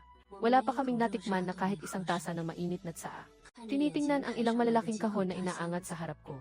Nangumisi ang aking mga mata. Biglang namula ang aking mga mata. Masaya ng husto ang ina mo nang pumasok ka sa pamilya ng mga ye. Sabi pa nila masyadong mataas ang antas ng pamilyang Hao. Hindi kita nakita noon. Takot siyang mapag-usapan ka kapag nag-asawa ka na doon. Ang kanyang malamig na pag-ugali pala ay para protektahan ako. Naramdaman kong sumakit ang aking ilong. Hindi na niya napigilan ang sarili at biglang lumuhod sa harap ng kanyang ina. Ako ang anak na walang utang na loob. Akala ko pa na hindi sinasadya ng ina ang kanyang kabutihan. Nakita ni Lola Ye ang aking ganitong kalagayan. Agad din siyang lumuhod kasama ko. Nang makita ito ng ina, labis siyang nag-alala. Bigla akong tumayo. Nakangisi-ngisi habang nakatitig kay Lola Zhang. Sa sandaling ito, tuluyan kong naunawaan. Ama, lola, at ina. Lahat sila ay gumagamit ng kanilang sariling paraan. Sa kanilang sariling paraan, inilalatag nila ang daan para kay Tito at para sa akin. Hindi nila ako hindi mahal. Hindi ko kontrolado ang sarili ko. Sana lang makaraos ako ng maayos. Pinipili niyang lumayo sa akin. Natakot silang maging pabigat sa aking paglalakbay bilang asawa ng tagapagmana ng trono. Ako ang masyadong tanga. Ako ang hindi nakakaintindi sa kanilang tunay na layunin. Ang nobyo namin ay pinalaki ng marangya mula pagkabata. Kung sakaling siya ay mapahamak kahit kaunti, ipadala mo na siya pabalik sa bahay ng Earl. Ang kalayaan ay aming susubaybayan at gagabayan.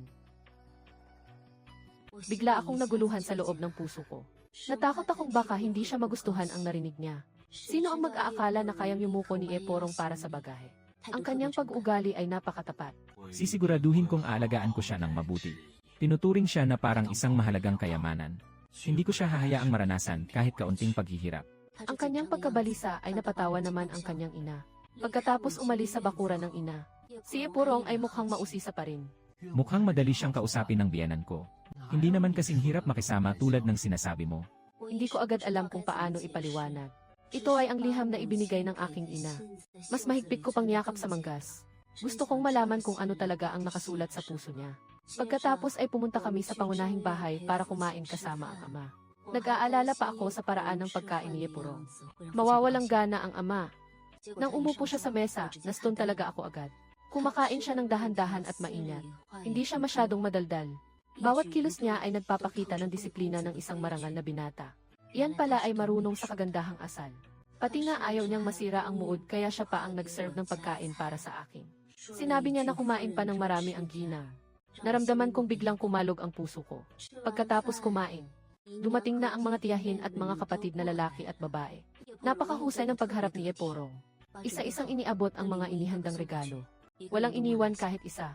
Kahit ang ilang mga kapatid na babae na dati ay naghihintay na pagtawanan ako. Napaligayan niya silang lahat sa ilang salita at mga regalo. Tinatawag siyang kuya ng asawa ng napakamalapit.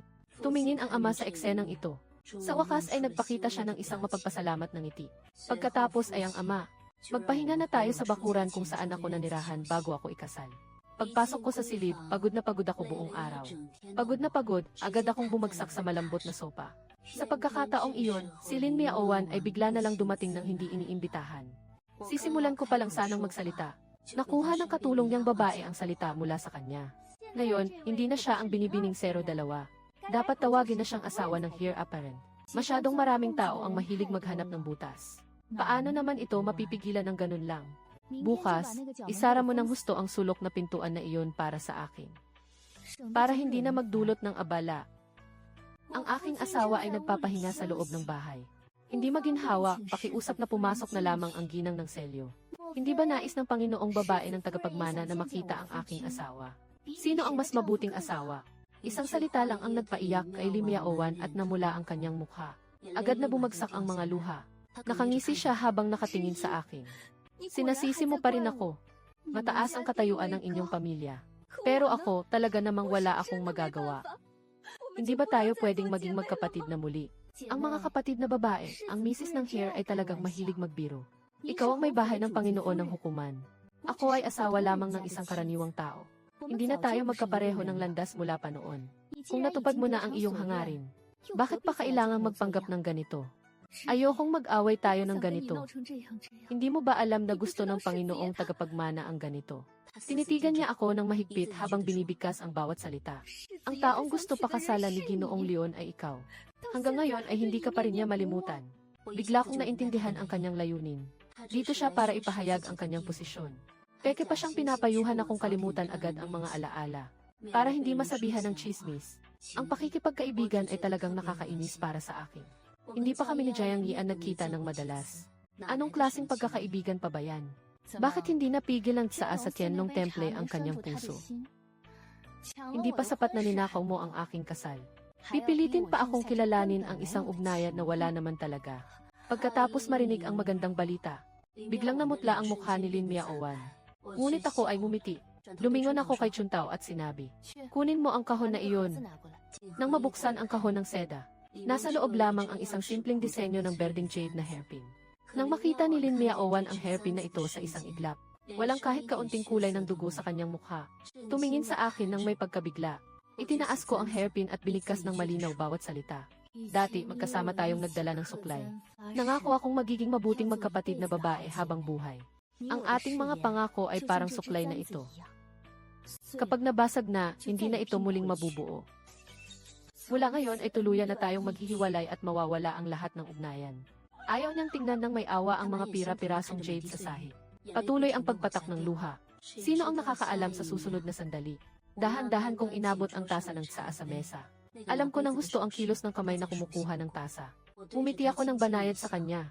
Sa harap niya, dahan-dahang ibinuhos niya ang Tsaa mula sa tasa hanggang sa mabuo itong lahat sa sahig. Hindi ko nahahayaang magsisi ang sarili ko. Sa sandaling iyon, nanlumo si Lin Miaowan. Wala na akong kahit kaunting lakas. Naiintindihan niya na alam ko na ang lahat. Siya ay nalulumbay at dinala palabas ng mga alipin. Sino ang mag-aakala na si Jiang Yinan ay matagal nang naghihintay sa labas ng pintuan? Agad siyang hinadlangan ng may pagmamadali. Nakita mo ba ako? Nasaan ang iba, si Lin Miaowan ay maputla ang mukha. Mahigpit na hinawakan ang kamay. Nagsinungaling ng may nanghihina na boses. Sabi niya pagod siya ngayon. Pero sa ibang araw, maaari natin siyang anyayahan na dumalaw sa bahay. Si Jiang Yian ay totoong naniwala nga. Kung gusto niyang pumunta sa mansion ng Marquis. Siyempre, iyon ang pinakamaganda sa kanyang alaala. Si Lin Miaowan ang palaging pinakamalapit kong mabuting kaibigan. Hindi niya talaga maintindihan. Paano ko nagawang magpakasal sa maling tao sa muling pagkabuhay ko? Noong huling buhay ko, nang ako'y malubhang may sakit at malapit ng mamatay. Pati ang kanyang ina ay abala pa sa pag-aayos ng kanyang promosyon. Hindi niya maintindihan. Bakit ako naging ganito kalamig at malayo sa kanila? Hindi pa niya natutuklasan ang dahilan. Nang muling bumukas ang mga mata, napansin niyang nasa araw na ng kanilang kasal siya. Sa puntong ito, muling nagising si Jiang Yian. Tahimik niyang sinabi kay Lim Yaowan ang isang simpleng salamat. Pagkatapos ay umalis na siya. Iniwan si Lim Yaowan mag-isa. Sa puso niya ay may pait at hindi pagkakasundo. Hindi niya maintindihan. Saan ba talaga siya hindi kasing galing sa akin? At sa aking bakuran. Kakapasimula pa lang ng gulo. Diretso akong nag-utos na wasakin ang pintuan sa paanan. Agad naming pinatibay gamit ang mga ladrilyo. Lahat kayo, tandaan ninyo ito. Mula ngayon, si Jin Anbofu at ang pamilya Lin namin. Mula ngayon, tuluyan na itong putulin. Narinig ni Yeporong sa loob ng bahay ang lahat ng nangyari. Nang pumasok ako sa loob ng bahay, naupo siya ng maayos at matino. Ang kanyang mukha ay napakaseryoso. Hindi ko talaga sinasadya na makinig ngayon. Hindi mapipigilan ng isang pinto ang tunog. Bigla siyang tumayo. Tinitigan niya ako ng matalim ang mga mata. Narinig ko ang sinabi niyo tungkol sa pag-inom ng tsaa sa Tianlong Temple. Ang usapin tungkol sa pagpapakasal na ito. Ano ba talaga ang itinatagong pagkakasala? Hindi siya hangal. Sa ilang pangungusap, naramdaman na niyang may mali. Sa susunod na sandali, isang matapang na ideya ang sumagi sa kanyang isipan. Tinitigan niya ako ng matindi. Salita-salita kitang tinatanong kung alam mo na mula sa simula. Ako ang ikakasal kaya tumingin ako sa kanya. Ano nang sinasabi ng asawa ko? Bakit hindi ko maintindihan? Biglang lumaki ang mga mata ni Yeporong. Ngunit pinatahimik ako ng isang sigaw na asawa, kaya hindi na siya makapagsalita. Mahigpit niyang niyuko ang mga kamao at naupo. Nakangulo ng noo at nag-isip sandali. Biglang umiti siya. Sige na, kung handa ka nang magpakasal sa akin. Ipinapakita nito na tinatanggap mo ako sa puso mo. Mukhang totoo ang mga papuri mo sa akin noong araw. Bigla siyang natuwa sa sarili niya. Wala na talaga akong masabi. Tinitingnan ko siya na parang isang hangal. Natawa ako sa loob ng puso ko. Saan niya nakuha ang lakas ng loob? Ngunit pagdating namin sa bahay niya ng gabi, tinawag siya ng mga biyenan para tanungin. Naghintay ako ng sandali. Dahil hindi ako tinawag ng mga biyenan, diretso na akong umuwi sa Beyond Pavilion. Nang bumalik si Yeporong, nagtanggal na ako ng make-up at humiga na para magpahinga. Lumibot siya sa pintuan. Pagkatapos ay lumiko siya papunta sa silid sa gilid. Hindi niya ako naistorbo kahit kaunti.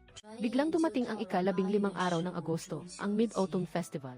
Kakakilala ko pa lang ang dalawang manugang ko. Tinawag ako ng biyenan ko sa pangunahing bahay para pag-usapan ang tungkol sa Mid-Autumn Festival. Magkakaroon ng salo-salo para sa Mid-Autumn Festival sa palasyo. Ang inyong biyenan at ilang mga asawa ay hindi makakauwi. Habang inaayos ng biyenan ang mga sanga ng bulaklak, habang tahimik na nagsasalita, ngunit si pangalawang hipag na si Pei ay nagmadaling magtanong. Pupunta rin ba ang pangalawang ginoo sa palasyo para sa handaan? Iba ang tema ng palasyo ngayong taon. Parang mukhang pipiliin ang mga prinsipe ng kanilang magiging asawa. Biglang pinisi ni Pei ang kanyang mga labi. Nakasulat sa buong mukha. Nag-aalala na baka ang asawa nila ay maakit sa ibang babae. Umiling si Tia. Lumiko siya patungo sa asawa ng aking bunso. Ano ang madalas ninyong kainin noon sa bahay? Ang buwan ay nananatiling parehong buwan. Ang makasama ang pamilya ay tunay na pagkakaisa. Makapiling ang asawa at mga hipag. Sapat na iyon para maging ganap ang saya. Ay naku, ang bait naman ng sinabi mo. Agad na umiti nang hindi mapigilan ang biyenan. Agad na nagpa siya doon din. Magdadagdag ng ilang putahe na paborito kong kainin sa salo-salo ng pamilya. Pamilyang Pei. At naghanap agad ng dahilan ang mga dekorasyon para umalis ng magkahiwalay. Ngunit ako lang ang iniwan ng biyenan ko ng mag-isa. Biglang naging mabigat ang kanyang mukha sa pag-aalala. May sinabi na ba sa'yo ang bunso tungkol sa isang bagay? Ang paghamak ni Dudufu ay pagkatapos ng Mid-Autumn Festival. O baka naman talagang walang kasiguraduhan sa puso. Ibinaba niya ang bulaklak na kokoon. Kaya ba talaga ni tatlo? Simula pagkabata, hindi nagkakasundo ang bunso mo sa biyenan mo. Ngayon, ayaw talaga niyang hindi sumali. Hindi ako naniniwala sa matandang iyon at hindi ko siya pinagkakatiwalaan. Sabi pa nga nila na sadyang nilalagay niya ang sarili sa hirap. Pupunta ka rin doon ay magpapahiya ka lang. Bigla akong nakaramdam ng matinding kirot sa puso. Ginoo ng punong lungsod. Akala ko ay hindi niya pinapahalagahan ang sariling anak. Napakarami ng mga magagaling sa lugar ng pagsasanay. Lahat sila ay mga anak ng mga mandirigmang pamilya. Napakahirap talunin ang iba at umangat sa buhay. Ngayon ko lang naintindihan kung ano ang kanyang ikinababahala. Nagtanong ang Ginoo sa ina dahil natatakot siyang matalo si Ginoong San. Mawawala ba ang dangal ng pamilya ng punong lungsod? Hindi naman ganoon. Mabilis na umiling ang biyenan. Ramdam sa tono ang labis na pag-aalala. Natatakot lang ako na puro lang pagsasanay sa pakikipaglaban ang iniisip ng bunso. Kung matalo siya, masyado siyang nadismaya. dahil napagpasyahan na ni Ginoong San. Sigurado rin siyang alam na karaniwan lang ang pagkapanalo at pagkatalo.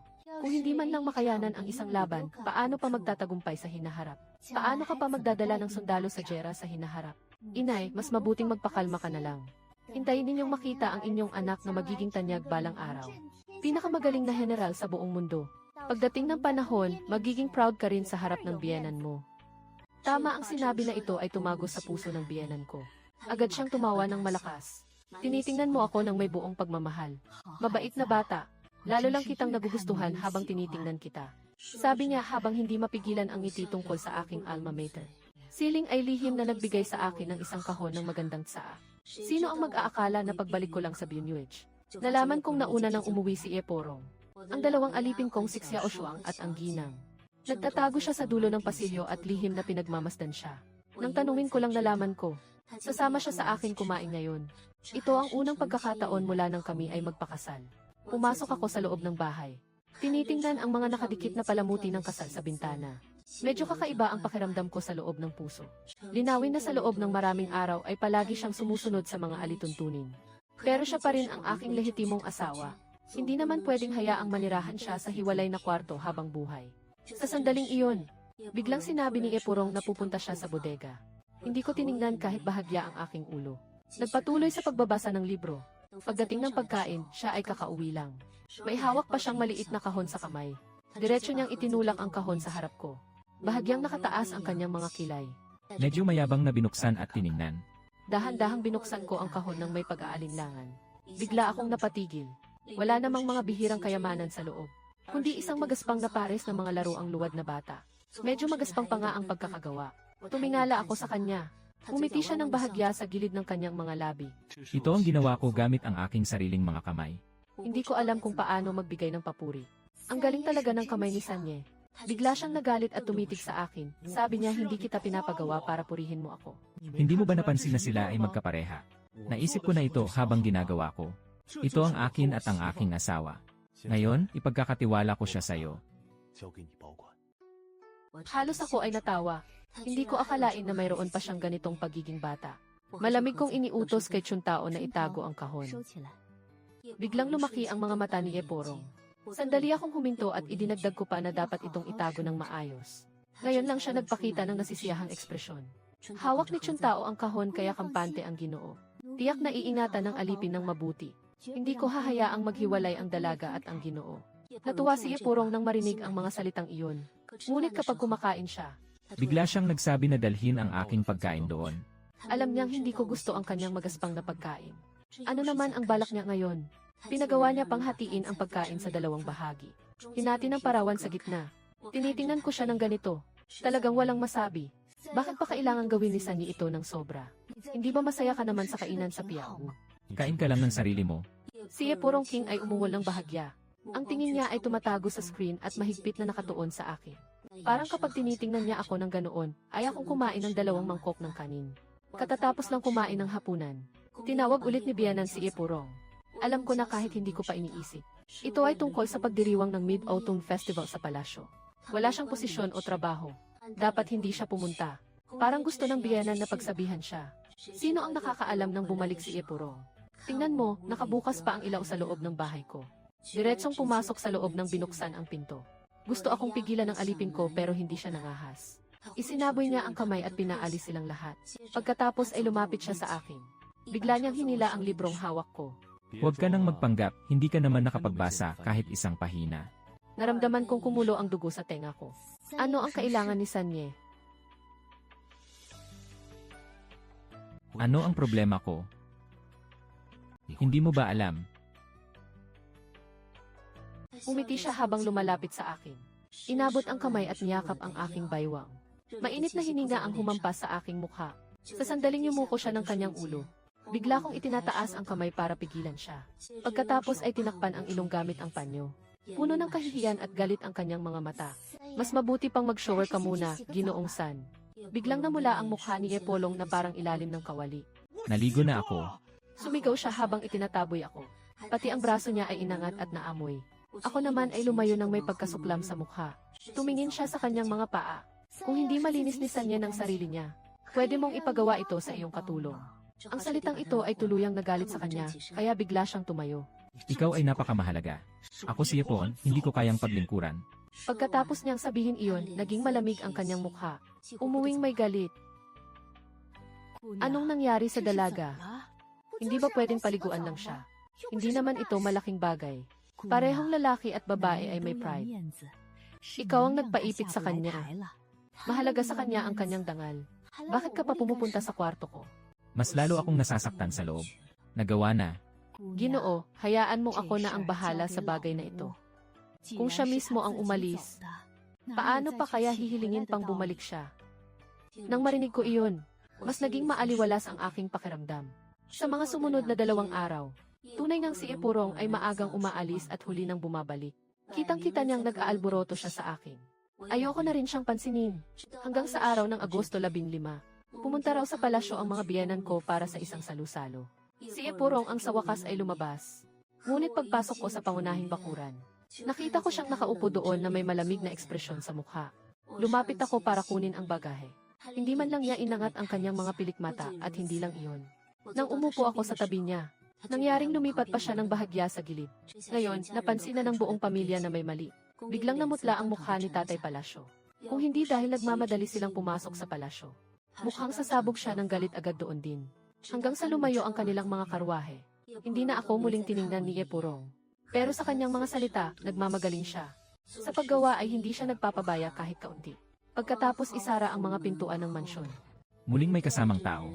Maingat na sinuri ang bawat pintuan. Ano ang problema ni Dumomo? Bata pa ang mga anak ni Ginoo, kaya hindi pa nila naiintindihan. Walang pakundangan ang mga salita. Naiinis po kayo dahil dito.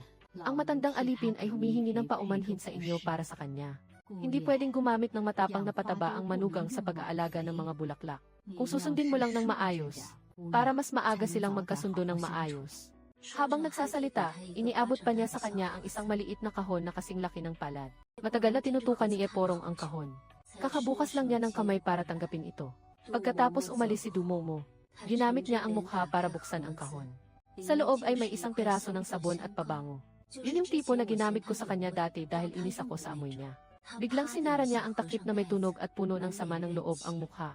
Pinag-isipan niya ng matagal ang kahon pero sa huli ay hindi niya ito itinapon. Sa halip ay lumingon siya at pumasok sa isang sulok ng bahay. Talagang inilubog niya ang sarili sa paliguan.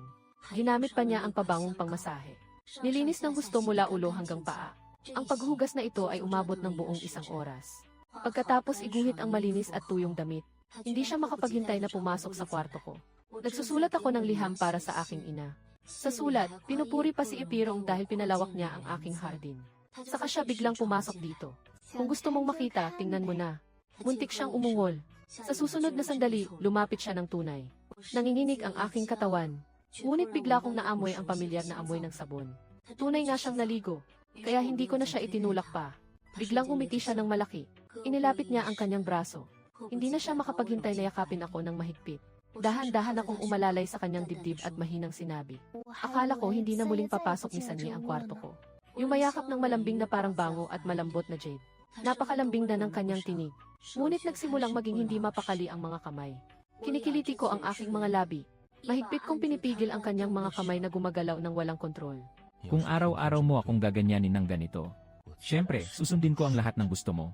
Ayoko talagang sumunod sa kanya. Kung susundin mo ang mga patakaran ko, syempre, hindi kita tatanggihan. Biglang nabulunan siya. Siguro inisip niyang sinabi ng yaya ko na ako ay mahinahon. Labis-labis lang iyon. Sinamantala ko ang pagkakataon para itulak siya palayo. Pinaalalahanan siya na may salu-salo pa mamaya sa bahay. Hindi ko inaasahan na hahawakan niya ulit ako. Hinalikan niya ang aking pisngi at tainga. Tingnan mo, talaga namang magagalit na ako. Kontento na siyang bitawan ang kamay ko. Umalis siya ng sobrang saya ng loob. Galit na galit ako. Tinitingnan ang pamumula ng mga tainga sa salamin. Ang mga alipin ay palihim na nagtatawanan. Hindi pa lumilipas ang ilang sandali. Si Epurong ay bumalik pa nga para sunduin ako. Ilang hakbang lang naman iyon. Ayaw niyang ipagawa lang, siya mismo ang gustong pumunta. Nakarating sa pangunahing bakuran. Si ate na si Ianing. Hawak ang 2 ilaw na jade rabbit. Sinalubong niya kami. Umiti ako at pinuri ang kanyang galing sa paggawa. Sino ang mag-aakala na aksidenteng nasabi niya agad-agad? Lahat yan tinuruan ako ng kuya ko noong bata pa ako. Bigla akong naston. Yung mukhang magaspang at matapang na mandirigma. Mayroon pa siyang ganitong pasensya at pag-iisip para aliwin ang bata. Sa salu-salo ng pamilya, yakap ni Segundo asawa ang isang sanggol na may pulang pulseras na yari sa jade. Nang hikayat ito ng papuri mula sa lahat, ako ay nagpakita lamang ng paggalang at agad na umalis. Hindi talaga ako interesado sa batang ganito kaliit. Agad na nagsimula ang formal na hapunan. Isang mesa ng masasarap na pagkain. Ang atmosfera ay napakaganda. Tikman ko lang ang alak sa tasa. Ito pala ay gawa sa bulaklak ng osmanthus. Umiti ng masaya ang biyenan at sinabi, ito ay gawa ng kamay ng panganay na hipag. Lahat tayo ay may swerte sa pagkain. Tinitingnan niya kami tatlong manugang na babae. Buong mukha ay puno ng kasiyahan. Pagkatapos ng hapunan, pagdating namin sa bakuran para magmasid ng buwan, ang mga bata ay nagdadala ng mga parol habang naglalaro at nagtatawanan sa tabi. Ang eksenang ito ay biglang nagpainit sa aking puso. Kahit noong bata pa ako sa bahay ng tiyuhin ko, o kahit noong nakaraang buhay ko sa mansyon ng hukom, hindi pa ako nagkaroon ng ganitong kaswal at malayang panahon. Hindi kailanman nagtakda ng mga patakaran ang biyenan para sa mga manugang. Mapayapa at maayos ang bahay. Ngunit sa sandaling iyon, mahiwaga akong sinabi ng biyenan ko. Ang biyenan ay palaging mahigpit sa mga apo. Hindi lang ang dalawang nakababatang iyon. Kahit ang kuya at pangalawang kuya noong bata pa sila ay hindi nakaligtas sa kanyang pagsaway. Medyo curious ako sa loob ng puso ko. Hindi ko napigilan ang pagtatanong tungkol sa pagkabata ni Sanye. Sino ang mag-aakala nang umiti ng bahagya ang biyenan ko? Sinabi niya sa akin ang mga nakaraan ni Epurong. Noong bata pa ang bunso, siya ang pinakamasungit na pinapagalitan ng kanyang ama. Ang biyenan mo ay inilaan ang lahat ng kanyang atensyon sa kanya. Madaling magalit at magparusa. Hindi inaasahan na si Epurong ay lalong lalaki at lalakas. Lalo lang siyang naging matigas ang ulo. Lalo lang siyang pinipilit ng biyenan niyang mag-aral. Lalo siyang naging rebelde. Sa huli, tuluyan na siyang sumabak sa silid-aralan ng martial arts. Tumuloy siya sa pag-aaral ng martial arts ng buong puso. Tumingin ang biyenan ko sa akin na biglang nagbago ang aking ugali. Sinasabi ng larawan na ganito talaga ang ugali ni Ikatlo. Kapag sinunod mo siya, mas lalo siyang magiging maunawain. Kung lalabanan mo siya, saka palang magiging problema. Bigla kong naintindihan. Itinuturo niya sa akin kung paano makisama sa asawa. Ngunit ibinaba ko ang aking mga mata. Sobrang lamig ng pakiramdam ko sa puso. Sa nakaraang buhay, sobra na akong nagtiis sa pagiging sunod-sunuran. Pati ang buhay ay nawala. Ngayon na nabigyan ako ng pagkakataong mabuhay muli. Bakit pa ako susunod sa lumang daan? Bakit pa ako kailangang tiisin ang lahat ng tahimik? Habang magulo ang aking isipan, dumating si ate na si Ianing para hanapin ako. Bago lang nagbukas si San sa Ojincheng ng isang bagong tindahan ng tsaa.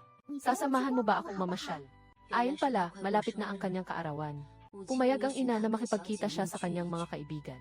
Agad akong naghanap ng dahilan para pumayag sa sinabi niya. Sakto namang pupunta kami sa Treasure Pavilion para ayusin ang mga galaw. Agad na natuwa si Ianing ng sobra. Tahimik niyang sinabi sa akin na hindi maganda ang kalusugan ng panganay na babae. Hindi kayang iwan ng pangalawang asawa ang mga bata. Ngayon ako lang ang pinaka nababagay sa kanya. Pero kakapagtapos lang namin mag-usap. Nang ako'y lumingon, ako'y tuluyang namangha. Nakita si Yeporong na may hawak na maliit na parol na gawa sa damo. Tahimik na nakatayo sa kanto ng daan. Ang malambot na ilaw ay nagpapakita sa kanya ng mas mahinahon na anyo. Hindi ko mapigilang titigan siya ng 2 beses. Hindi maikakaila. Si Yeporong ay may matayog na pangangatawan. Kapag nakatayo lang siya, agad siyang napapansin. Hindi siya kasing elegante ng pangalawang kuya. Hindi rin siya kasing kalmado ng panganay. Ngunit may taglay siyang kakaibang lakas ng loob na pumupuno sa kanyang presensya. Dahil lang sa hitsura niya. Tiniis ko na rin. Pagkatapos ay naglakad siya sa tabi ko habang may hawak na parol. Biglang hindi na nakakatakot ang madilim na daan. Ngunit hindi ko talaga inaasahan na. Bumalik sa loob ng bahay. Hindi siya pumunta sa likod na silid tulad ng dati. Sa halip ay sumunod siya sa akin papasok sa pangunahing silid. Diretso siyang umupo at nagbuhos ng tubig. Isang pares ng mga mata ang mahigpit na nakatitig sa akin. Ang tingin niya ay mainit at naglalagablab. Parang gusto akong sunugin ng buo. Nang ako'y papayagang gawin ni Chuntao. Nang tinanggal ni Xiaohi ang mga alahas para sa akin. Bigla siyang tumayo. Mataas na anino. Bigla siyang sumalubong sa akin sa salamin. Sa susunod na sandali, hindi ko pa naisip ang mangyayari. Yakap agad niya ako ng mahigpit. Nanginig si Chuntao at namula ang kanyang mukha sa takot. Agad niyang itulak palabas at isinara ang pinto ng kwarto. Nabigla ako sa biglaang kilos na ito. Hindi ko napigilan ang pagtatanong sa kanya. Anong ginagawa mo? Hindi ba nasulat mo na? Pagkatapos niyang magsalita, hindi ko akalain na yumuko siya at mariing hinalikan ako. Isang malakas na amoy ng alak ang sumalubong sa akin. Naiinis ako at umiikot-ikot ang aking tiyan. Halos pilitin niyang dumaan sa akin. Nagsipilyo ako ng mabilis gamit ang aking braso. Isang malutong na tunog ng palo. Biglang naging tahimik ang buong silid. Yipolong ayum ang ulo. Malakas ang pag-angat at pagbaba ng kanyang dibdib. Dahan-dahang iniwan niya ako. Lumingon siya. Parang galit pero natatawa, ganito mo ba talaga ako kamuhian? Sa huli ng lahat, hindi pa rin ako kasing ganda ng sikat na pulot na yon. Mas gugustuhin pa niyang makasama ang tagapagmana ng trono. Naantig ang puso mo. Pagkatapos niyang sabihin iyon, para bang pumayag na siya. Lumiko siya at mabilis na lumakad palabas. Si Chuntao at si Ye ay nagmadaling pumasok. Ngunit pinisil ko ang aking mga labi at lumingon. Hindi ko siya iniiwasan. Ako ang nanampal sa kanya. Umupo ako ng tuwid. Nang makita ko ang amoy ng bawang na halo sa alak, hindi ko talaga matiis. Bakit ba ganito kasarado ng amoy ang lalaking ito? Gusto niyang lumapit nang hindi man lang magmumog o maghugas ng mukha. Lalo lang akong nagagalit habang iniisip ko ito. Agad siyang inutusan na magdala ng tubig. Paulit-ulit na hinugasan ang mukha ng todo. Hanggang sa tuluyang mawala ang amoy na iyon. Kaya lang ako nakatulog ng payapa. Ngunit hindi ko inaasahan. Ang naging epekto ng sampal na ito ay mas malala kaysa sa inaakala ko. Kinabukasan, ginamit ni Epurong ang paghahanda para sa paligsahan sa paaralan bilang dahilan. Direktang lumipat na sa bulwagan ng pakikipaglaban para manirahan. Ngayon, alam na ng buong Night Mansion na nagkainitan kami. Ilang beses na nagpadala ng tao ang tiyahin ko para alamin ang sitwasyon. Ngunit hindi ako nagsalita kahit isang salita. Sa huli, pati ang palasyo at ang punong tanggapan ni Ye ay nakaalam na. Galit na galit si Tia Epuru. Sinasabi nilang nagpakasal siya ng walang kwenta sa anak ng pamilyang Bo. Hindi niya alam kung paano siya patawarin ng maayos. Nangangahas pa siyang magalit at lumipat palabas. Nagsabog din ng buntong hininga ang biyenan. Sa huli, ang sariling anak pa rin ang hindi maasahan. Pero wala akong pakialam sa mga chismis na iyon. Ilang araw lang ang lumipas. Pinili namin ni Yeaning ang isang magandang araw. Sabay kaming lumabas ng bahay. Hindi na namin pinag-isipan pa, agad kaming pumayag. Hindi lang iyon. Palihim niyang hinila si Yeaning. Hayaan siyang pilitin akong magbago. Kaya nagdala kami ng sapat na mga tagapangalaga nang lumabas kami ng bahay. Nagsuot pa ako ng sombrero ng magsasaka. Isinuot ang belo. Tinakpan ang sarili ng mahigpit. Si Yeaning ay nakaramdam ng matinding sama ng loob. Hindi na niya tinanong pa. Masaya lang siyang nakasama sa iisang karwahe ko. Ngunit hindi niya alam ang kasiglahan at buhay ng lungsod na ito ng Jingcheng. Para sa akin, pamilyar ngunit kakaiba rin. Dati sa bahay ng mga tuo. Ako ang panganay na anak na babae ng pangunahing asawa. Ako ang wara ng mga kapatid kong babae. Mahigpit akong nakakulong sa mataas na pader bago ako ikinasal sa bahay ng isang duke. Ako ang ginang ng tagapagmana na hinahangaan ng lahat. Ngunit lalo lang akong naipit sa isa pang kulungan. Ang kasiyahan sa buong lungsod na ito. Nangahas lang akong sulyapan ito mula sa malayo. Pare, nandito na tayo. Ang boses ni Yeaning ang pumutol sa aking mga iniisip. So siya pala ang panganay niyang kuya. Dati ay madalas ko siyang lihim na dinadala para maglaro. Alam niya nang mabuti ito. Ang karwahe ay huminto sa harap ng isang saa ang tinatawag na apat na kayamanan. Alam mo ba, Manang, kung ano ang apat na kayamanan sa loob ng Four Treasures Tea House? Ang una ay tsaa. Pangalawa ay pabango. Pangatlo ay mga prutas at merienda. Ang ikaapat na kayamanan. Alam mo ba, Manugang, kung ano ito? Hindi pa ako nakasagot ng sinabi niya iyon. Sobrang saya niya kaya sinabi niya agad. Sinasabing ang apat na kayamanan ng palasyo ay sisipsipin ang lahat ng kagandahan sa buong mundo. Ang maipakita dito ay isang napakalaking karangalan. Tahimik kong itinaas ang aking kilay sa likod ng buhawi. Bigla akong naging interesado. Sino ang naghanggang larawan sa loob ng gusaling ito? Sino ang nakakaalam? Si Yeaning ay nahiyang umunguya sa kanyang labi. Walang kahit isang larawan. Kaya pala ang sinabing pintor iyon. Hanggang ngayon, hindi pa rin niya makita ang magandang babae na magpapasulat sa kanya. Agad akong bahagyang tumawa ng may pang-aalipusta. Isang maliit na tsaa ang lugar. Ang tindig niya ay hindi basta-basta. Tuloy tayo sa pagpasok sa loob ng gusali. Puno ng mga tao ang loob ng gusali. Ang dami pala ng babae kaysa lalaki. Ang mas kakaiba pa rito ay, sa loob ng gusali, may mga parawan na naghihiwalay sa mga upuan ng lalaki at babae. Hindi nagkakaistorbo sa isa't isa. Tahimik na umorder si Yeaning ng isang takure ng tsaa. Umuorder pa ng iba't ibang mga merienda. Puno ang mesa ng mga pagkain. Medyo nagulat ako sa ganitong kilos. Isang batang babae na ganito ka-generoso. Huwag mo akong maliitin, ikalawang Ginoo. Mayroon akong maraming mga tindahan sa aking pangalan. Bukod pa rito, binigyan pa ako ni Inang ng pera bago siya lumabas. Hindi ko papayagang gumastos si Sansao. Bigla akong napatawa sa kanya. Ngunit sa susunod na sandali, sinuportahan niya ang kanyang mga pisngi gamit ang dalawang kamay. Nagmumukhang balisa sa buong mukha. Sa susunod na taon, ako na ang magmamadali. Pero ayokong magpakasal. Kapag 15 na siya, pwede na siyang halikan agad. Pinababa ko ang aking mga mata at mumiti habang pinapalma siya na bata pa siya. Hindi kailangang magmadali, ngunit malinaw sa aking puso. Ang isang dalagang tulad ni Yianing na may suporta mula sa ama at mga kapatid. Pwede siyang pumili ng asawa ng malaya. At ang aking kapalaran ay hindi kailanman kontrolado ng sarili ko. Si Yianing ay may puso pa ring parang bata. Pinayuhan akong tikman ang merienda. Saan naman siya? Alam kong ang pagpili ng pamilya ng asawa ay parang pangalawang pagsilang ng isang babae. Naantala ang aking kasal ng buong 3 taon. Umingiti akong tumango. Natungtong ako nang makita ang mga merienda sa harapan ko. May kakaibang pamilyar na pakiramdam ang mga pagkain ito na hindi ko maipaliwanag. Ngunit sa sandaling iyon, isang tinig ang dumaan sa harang ng pintuan. Diretso itong dumaan sa aking tenga, Shiji. Bihira akong lumabas ngayon. Dapat tikman ang masarap na tsaa ng 4 Paul. Kasunod nito, isang lalaking napapalibutan ng maraming tao ang pumasok sa gusali. Matangkad at tuwid ang tindig. Labis na kapansin-pansin. Siya pala si Jiang Yian. Bigla kong naintindihan.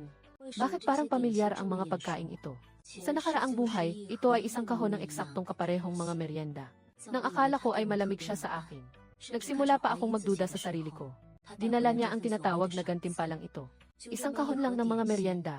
Hayaan mo akong tuluyang mapasindak. Ibinigay ko ang buong puso ko sa kanya. Pero bakit ngayon ayaw mo nang kumain, Soso? Masyadong matamis, hindi ako mahilig sa matatamis. Pagkatapos sabihin iyon, kinuha niya ang malutong na biskwit sa tabi at nagkunwaring kumakain. Muling sinabi ni Yianing ang mga abala tungkol sa kanyang kaarawan. Sabi niya, malapit na raw mag-asawa ang bawat isa sa mga kapatid. Mahirap na sigurong magkita pa kami, nakatingin siya sa akin ng taimtim. Tinanong niya ako kung ano ang palagay ko sa 4 na kayamanan na gusali. Sa totoo lang, medyo elegante nga dito. Sobrang lantad lang nito. Malaki rin ang gastos. Kaya bigla akong nagbago ng estilo. Kaarawan ng aking kapatid na babae ay sa araw na iyon.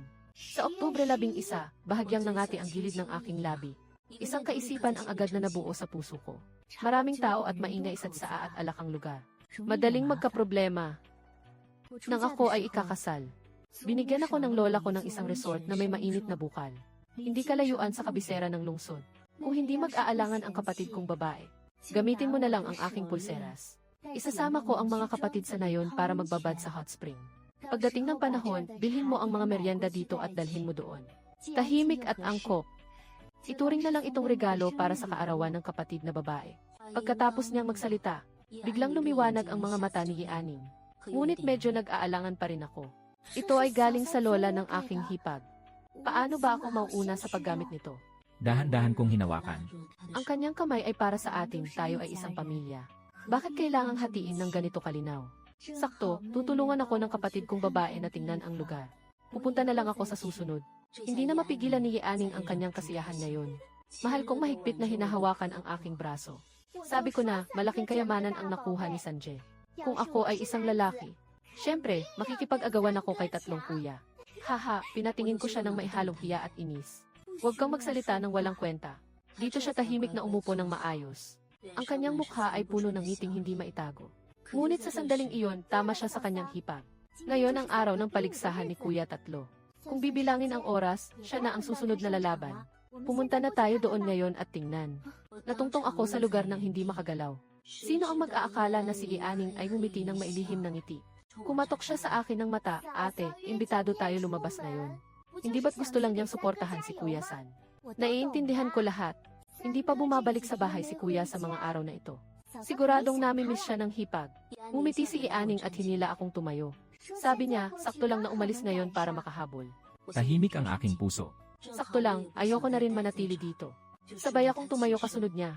Hinayaan ko siyang hilahin ako habang naglalakad. Ngunit kakarating lang namin sa pintuan. Biglang may narinig akong sigaw mula sa likuran na, sandali lang. Bigla akong nanikip ang dibdib.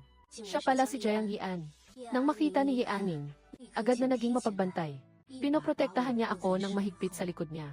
Nakangisi-ngisi habang pinagmamasdan siya. Sino ka man, nararamdaman ko ang paghigpit ng kanyang kamay. Parang gusto niya akong protektahan. Ngunit hindi siya pinapansin ni Jiang Yian. Isang pares ng mga mata ang matinding nakatitig sa akin. Ang tingin niya ay para bang gusto niyang butasin ang aking belo. Sa susunod na sandali, nagsalita siya ng may komplikadong ekspresyon na para bang nakalimutan ang lahat. Ikaw ba iyon? Bigla akong nanakit sa puso. Ang dati kong asawa na sobrang malamig sa akin noong nakaraang buhay. Ngayon ay agad niya akong nakilala sa isang tingin. Oh, ikaw pala ang patay na kalabasa mula sa ninyuan na Panginoon. Bigla siyang nakariyak. Halos hindi na maitago ang galit sa kanyang mga mata. Tinitigan siya ni Yianing mula ulo hanggang paa. Agad siyang umungol ng malamig at itinaas ang kanyang baba. Bakit hinaharang ng Panginoong tagapagmana ang aking ikatlong hipag? Kailangan pa naming makita si Kuya Tatlo. Biglang namula ang mukha ni Jiang Yian. Parang talagang ayaw niya sa tawag na iyon. May gusto akong sabihin ng mag-isa kay Zai, pahinga. Isang walang hiya at walang galang na lalaki. Pangahas na tawagin ang pangalan ng aking ikatlong hipag sa harap ng lahat. Gusto pa niyang mag-usap ng mag-isa. Sino ba ang gusto makipag-usap sa iyo? Hinikayat niya akong sumama sa kanya at umalis. Si Jiang Yian ay sinubukang pigilan pa siya. Ang masamang ugali ni Yianing ay hindi peke. Hindi na nagdalawang isip, itulak niya ito ng buong lakas. Inihila ako at mabilis na umalis. Sumakay sa karwahe.